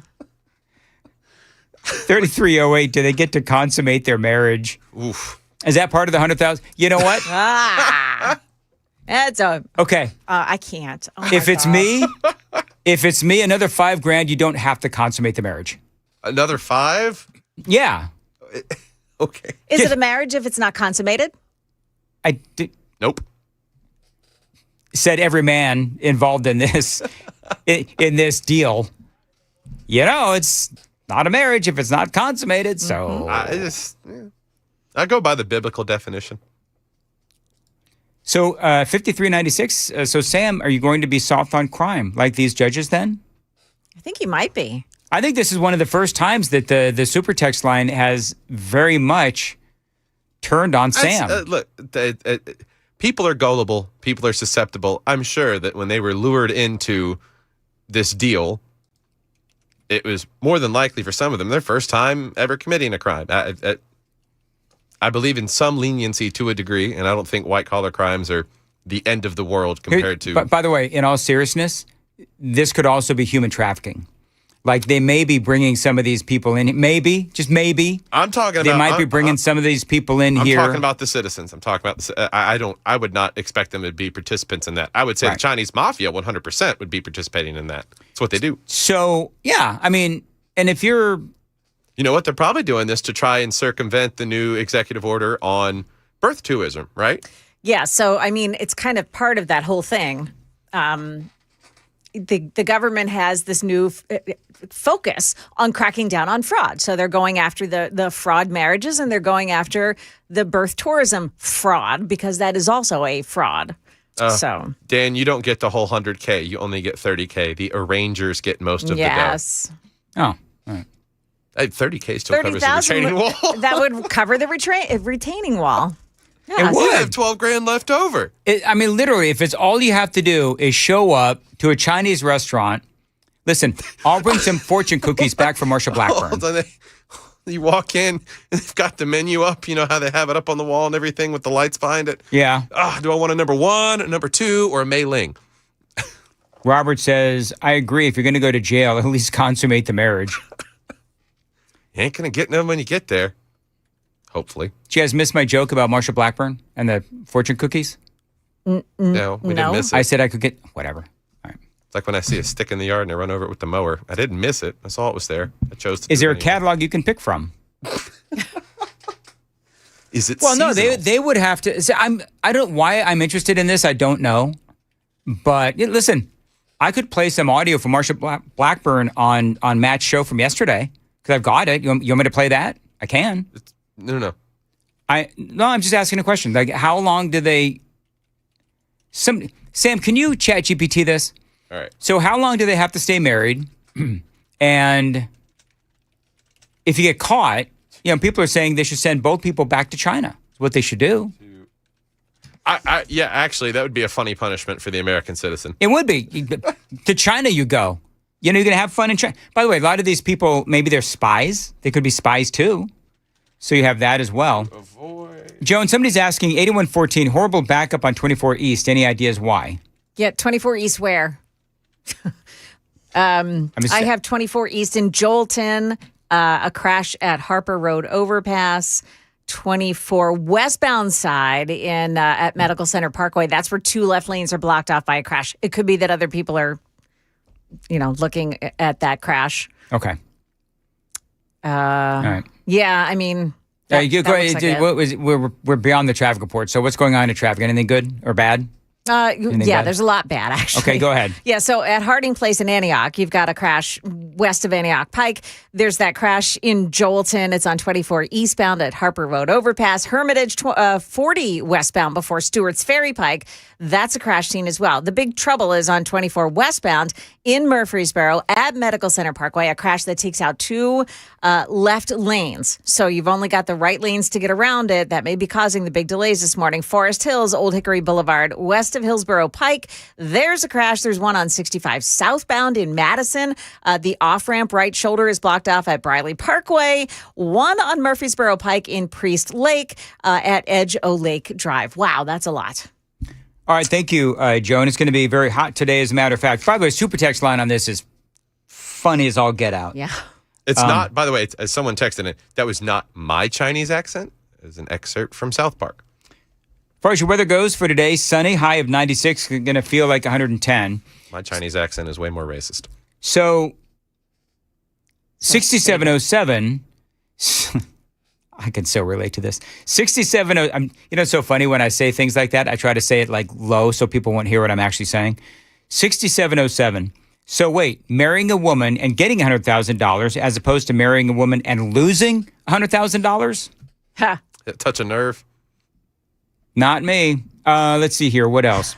People are also saying, okay, so what is the difference between this and mail order brides? Well, the difference between this and mail order brides is at least mail order brides, that is a sincere marriage, is it not? Sometimes. Yeah, I mean, I have a member of my extended family who has a Russian wife. It's a very interesting situation. Mail order? I don't know. I'm not ever going to ask him. They're about 25 years apart. Well, did they just get married? No. They've been married for a while. I mean, it's been going on for a while. But I see. It's sincere, are they happy, also, or does she have she's help happy. me stamped to her forehead? They've had kids. They've had like 6 kids. So okay, they're happy, but it's kind of it's more of a personal choice, I guess, rather than an organized crime ring, which would be exactly. I tried to AI it for you, by the way, on how long you have to stay married to avoid detection if it's fraudulent. Yeah. The answer I got, well, no, I will not provide any advice, timelines, or tips come on on, how to man. conceal marriage fraud. Hey, listen, my son is married to a girl who was born in China. I'm sorry, I'm wrong. She's Chinese. She was born here, but she's Chinese. And so, not all Chinese marriages are scams. I felt the need to say that because a couple of people are accusing me of being racist. And there's your why? We're talking about a news story. Line, I know. We wouldn't care if they were Russian nationals or Canadian nationals or Mexican nationals. It doesn't matter. It's the fact that they belong and have loyalty to another country, and they're trying to. It's dishonest. Yeah, they're getting married to skirt our immigration laws, and that's different than actual traditional marriage. 100%. Oh, there's that too. Oh, hey, Joan, listen, Sam getting all incredulous all of a sudden. I know. Suddenly Sam is like, oh, this is horrifying. When just a scant 7 minutes ago, you were like, oh, it's a white-collar crime, and it's just fine, no problem at all. I'm not saying it's fine, no problem at all. I just said, do you really want to put those people in prison? A mail-order bride is a marriage out of desperation. White-collar crime is just skims the surface. Did Joan say she was Wong? TB, no. TB says this. If you get married in a Chinese restaurant, in 2 hours, you just want to get married again. Okay, that's good. That's funny. Well done, TB. All right, I guess we're done with this topic. Was this a racist? I don't think this was a racist topic, was it? No. Because it wouldn't matter. It wouldn't matter. I don't know why people are calling Joan racist. I know. I mean, welcome to Talk Radio, Joan. Of course, you know that. Yeah. Yeah. But, is it the two Wongs joke? is that what? Whatever. Moving right along. You know what? I have no choice, Joan, but to play some Marsha Blackburn audio. Oh, yeah. On Matt's show from yesterday. And listen, I like Marsha Blackburn. People have been crucifying me for like months on this, but Matt did have Marsha Blackburn on. He asked her about her decision not to debate. My question for you is, do you understand the people that are frustrated that you chose not to do that at least? And can you help us understand why you made that decision? Sure, absolutely. And every campaign, every candidate makes a decision about what is going to be the best use of their time and how they're going to be able to contact the most people and talk with the most people, the largest number of people. And for us, Matt, it was being in personal contact with people, putting our emphasis there. As you know, we had a very strong grassroots effort, knocking on doors, making those phone calls. We had lots of people that were working polls with us, and that's a choice that every candidate has to make. All right. So, I mean, I at least appreciate that she didn't, now that the primary is over, I appreciate the fact that she didn't just say again what she told everybody, which is I'm talking to Tennesseans every day. They made a decision. And remember, I've been saying this for how long? She's leading in the polls. She was leading in the polls. And when you are leading in the polls, you don't necessarily have to go out and debate. And that was the decision that they made. And by the way, it's clear that she made the right decision because she won the primary. You can ask the same question 15 different ways. The answer ultimately is always going to be the same. It's clear that she decided that she didn't have to debate and she didn't want to debate, and that's fine. And what I said at the time, if you don't want to vote for her based on the fact that she didn't want to debate, then don't vote for her. They worked that into whatever equation they had. Would I have liked the debate? Sure. I'm bored of the topic. Anyway, moving right along. Let's see here. And here's the deal. As I said, you can ask the same question 15 different ways, and the answer. People are not going to be happy with whatever her answer is. That's the thing. The reality is that's her answer. She was talking to Tennesseans every day, and she felt like it wasn't worth her time to debate. That's it. She also spoke about debating Jerry Green, by the way, the Democrat candidate. And what we will do is look at what is in front of us. You know, there's a lot of people. There's a Democrat and I think about 10 independents that are on the ballot in November. But let me tell you about the Democrat candidate. This is somebody who is a leftist. They are very much in line with this far left agenda. They're a radical. What we have seen from these DSA campaigns is that they would destroy the country. They would destroy our state. And people in Tennessee don't want that. Mm-hmm. So we're going to be working double, triple, overtime, making certain that our message is out there, that people recall that I stopped that state income tax. That is a big reason that our state has been as economically successful as it has been. And so we'll be out here working every single day, just like we were in the primary. Yeah, and one of the things that people have said to me is you always have to, even if you're favored, you always got to campaign like you're, 10 points behind. Jerry Green, by the way, is progressive. She's pro-choice. You see what they did in Massachusetts, Joan? Did we talk about this? I don't know. I know I talked about it off the air, but in Massachusetts this week, literally no limits on abortion.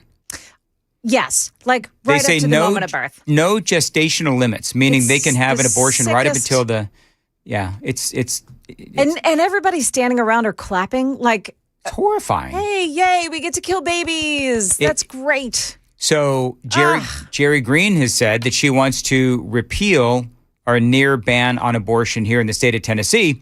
So my question would be, are there any limits to abortion for you, Jerry Green? Because that is clear. Do you remember when the Democrats were like, "Oh, that's not what we want to do"? Remember that whole thing? I do. And people like me were like, "You do. You literally, that's what you wanted to do." I think it was in New York. And so now they're doing it in Massachusetts for the state law there. Well, their whole thing is slippery slope. That you give them an inch, you take a mile, right? All we want to do is get married. Now it's all we want to do is read this really inappropriate book to your child while dressed up as the opposite sex. Yeah. She wants red flag laws. She wants to expand Medicaid. She wants to, let's see here, spend more money on housing and social programs. We shouldn't cooperate with ICE. Eliminate the death penalty. Eliminate the death penalty. She would want to turn Tennessee into a sanctuary state. All the progressive things. And so I guess my question is, do I have to spend, this is actually a legit question, Joan. How much time do I have to spend on Jerry Green? Like, do I have to do this, like, bang every day talking about Jerry Green and how she's a progressive? We all know. We all know, but I think it's worth it to make sure that you talk about it. Even if she claims to be a moderate progressive, you can't trust them. Oh, for sure. So that whole moderate thing, it's such a ruse. All right. Joan, 827, what do you got for news? Yeah, coming up here in the news, a former executive at the Southern Poverty Law Center arrested. The details at 8:30 on Super Talk 99.7 WTN.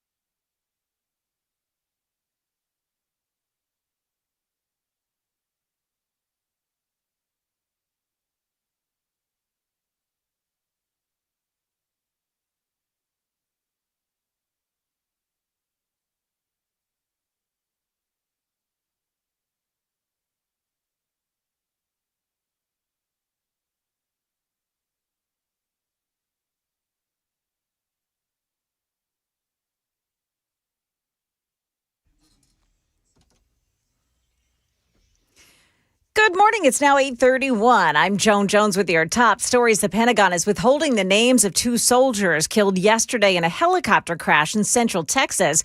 Investigators are trying to find the cause of that accident. Video from the scene shows smoke rising above a field between Waco and Austin. We received 911 calls regarding a helicopter that had crashed. Cliff Coleman is with the Bell County Sheriff's Office. You could tell it was a violent crash. The Apache attack helicopter went down southeast of the sprawling Fort Hood Army Post, where the aircraft and crew were based. The crash sparked a wildfire that was still being fought this morning. Jim Ryan, ABC News in Dallas-Fort Worth. There's been an arrest at the Southern Poverty Law Center. Heidi Byrich has been charged with running a secret money pipeline that funneled donor cash to informants inside white supremacist groups through fake companies and hidden accounts. The media has long considered her what they called an extremist expert. During this last year, we have seen a huge jump in the number of white nationalist groups. This time period dovetails with Trump's campaign and then his presidency, a period that has seen a 30% increase in the number of these groups. And then Byrich was the longtime intelligence project director at SPLC. She lived with and paid a man who operated inside a white supremacist group. Market numbers brought to you by Beacon Capital Management, online at beaconcm.com. And stocks are starting off pretty nicely this morning after a report on wholesale inflation that said wholesale inflation came in flat last month. Dow Jones Industrial starting 131 points higher. The Nasdaq is up 66 right now. The S&P 500 index plus 24. That's the latest news. Traffic and weather next. I'm Joan Jones, WTN News.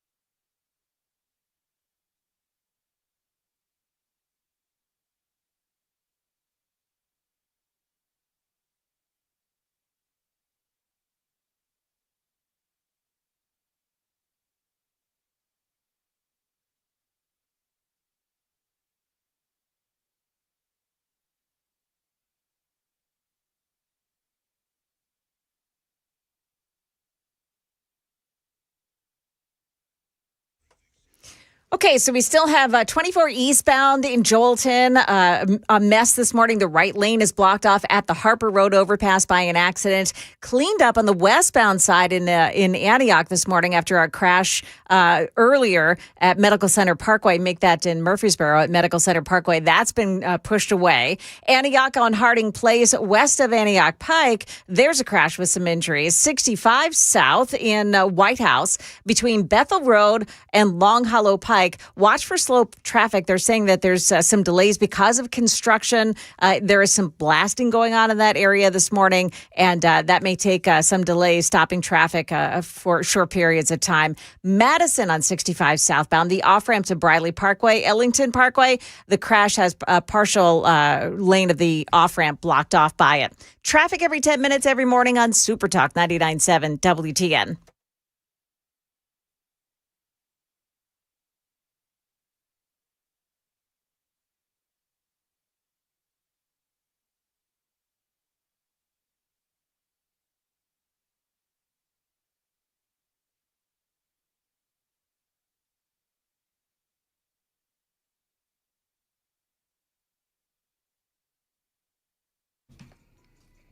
Hey, hold on, I'll pause that real quick. So I think that what I need, Joan, back me up on this, because I think you probably need it too. I think what we need is an official hip hop interpreter. Because I didn't even understand that first line. So back it up to the first line just very quickly, because I'm going to do this for like one line. What is it exactly that this person says? Now, wait, let me try it first. This is Mac Miller, by the way. Yeah. Okay. Sure. So go ahead and play it. Okay, hold on. That's Hey Sav, what up, brah? Hey Sav, what's good, brah? What's good? What's good, brah? What's good, brah? Yep. Okay. Yep. Ready for the next line? Because it's not even a lyric in the song. It's just him introing the studio. Should we try? It's just a little ad lib. Joan, should we try one more line? Let's see if Joan can. She stepped out. Joan stepped out?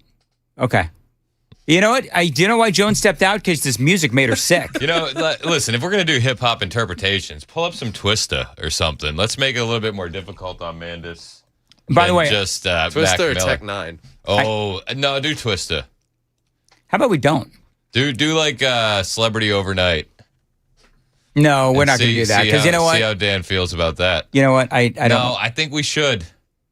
I really don't. You opened up the can of worms. Pandora's box, did I? Now you're saying there's worms everywhere. Let's stop. But you opened the worms. Did I open the worms? Is that what I did? The worms are now open. That damn worms. And we gotta put them on a hook, Dan.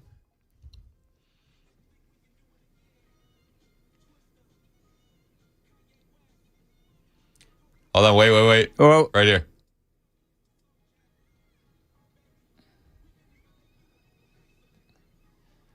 Tell me what he says.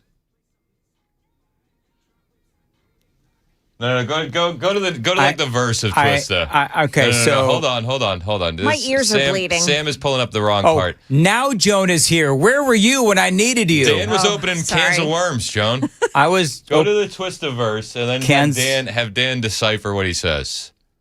Because no, you're still on the hook. This guy. Huh? He's still on the hook.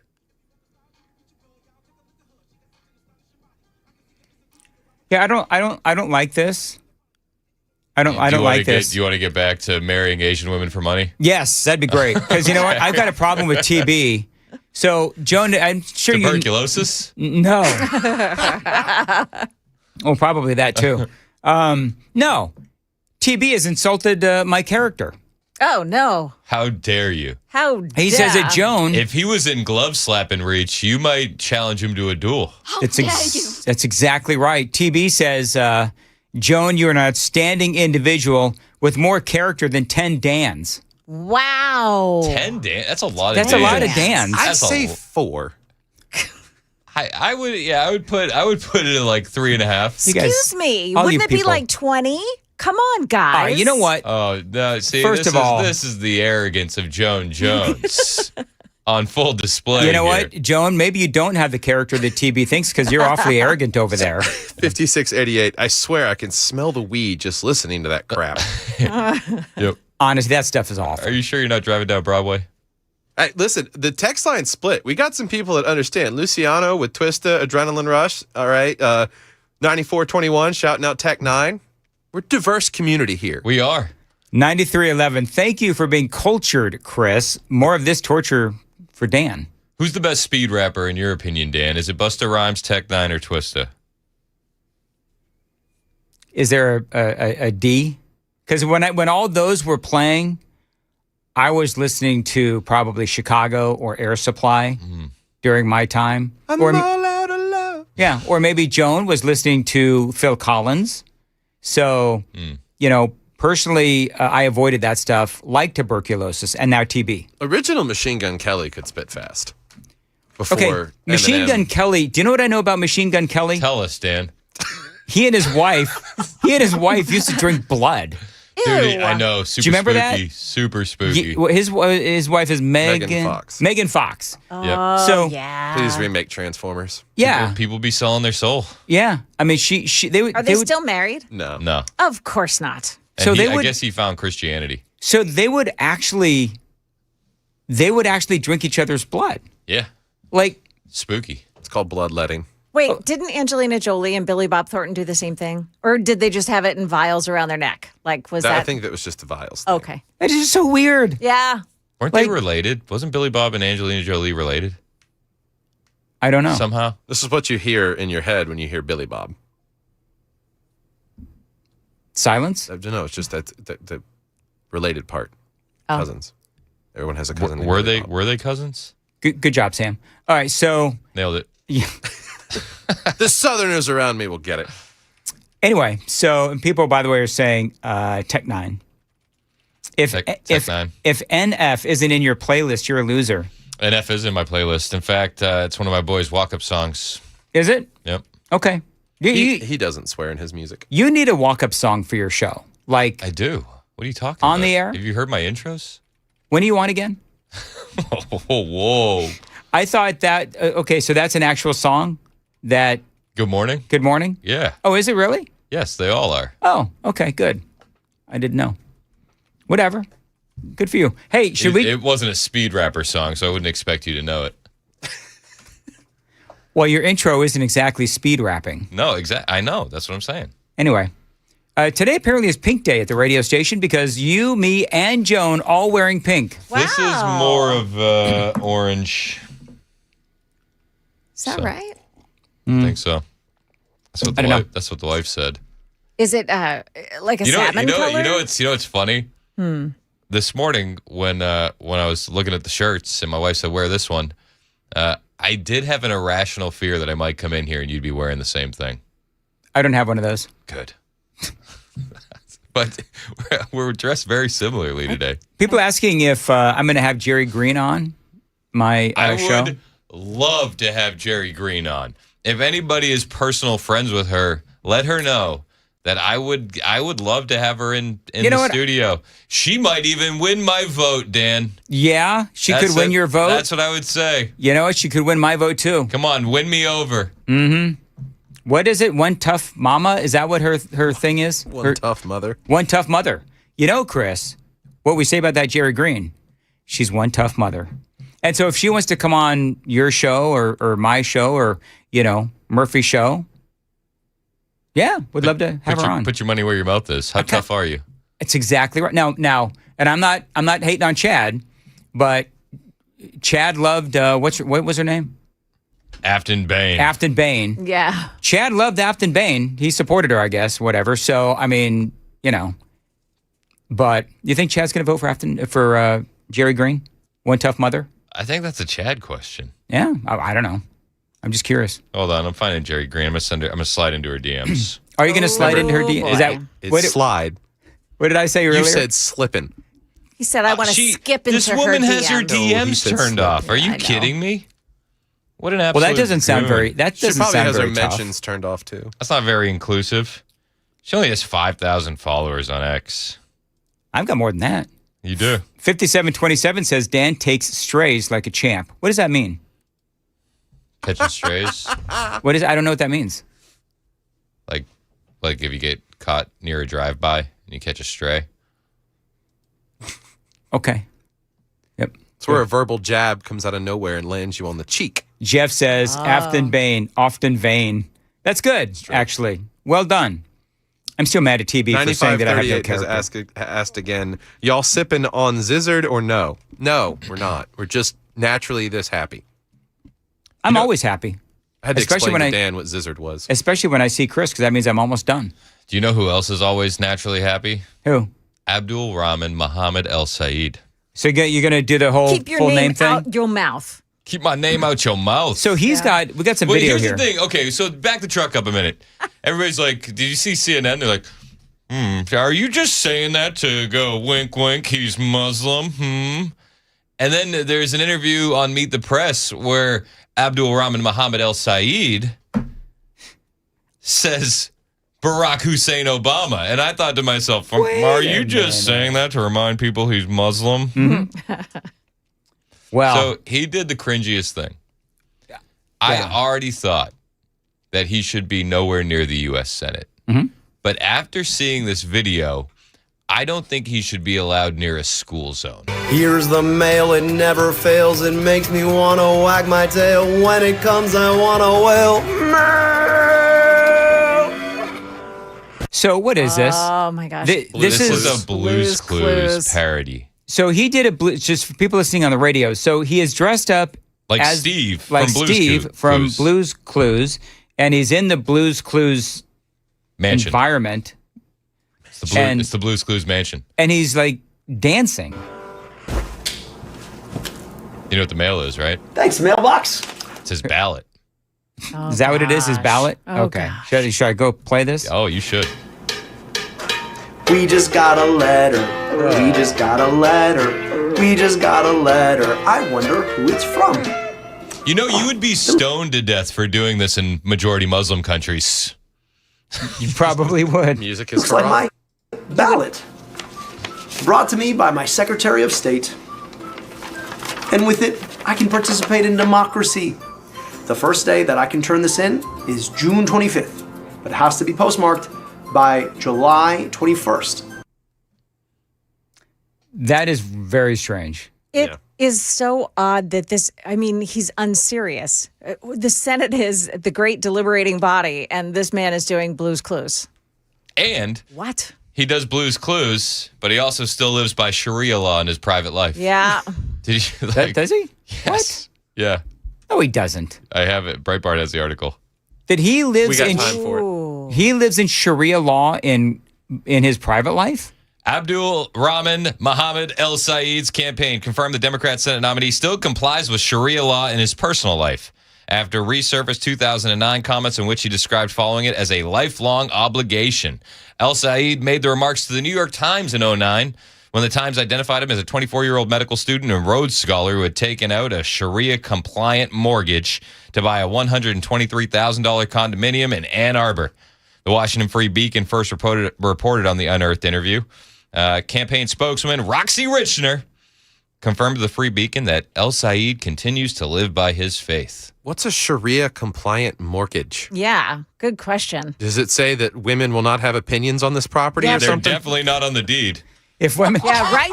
if women walk onto the property, they've got to have head to toe. And Covered head to if toe. they don't, you can stone them. That's exactly. There's like, you know what? The second We stoning should probably comment in one second. We should probably stop.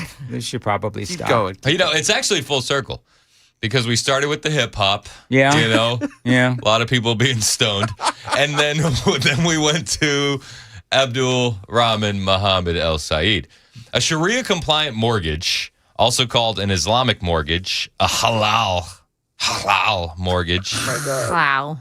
Is a home financing arrangement designed to follow Islamic law, which prohibits riba, which is interest.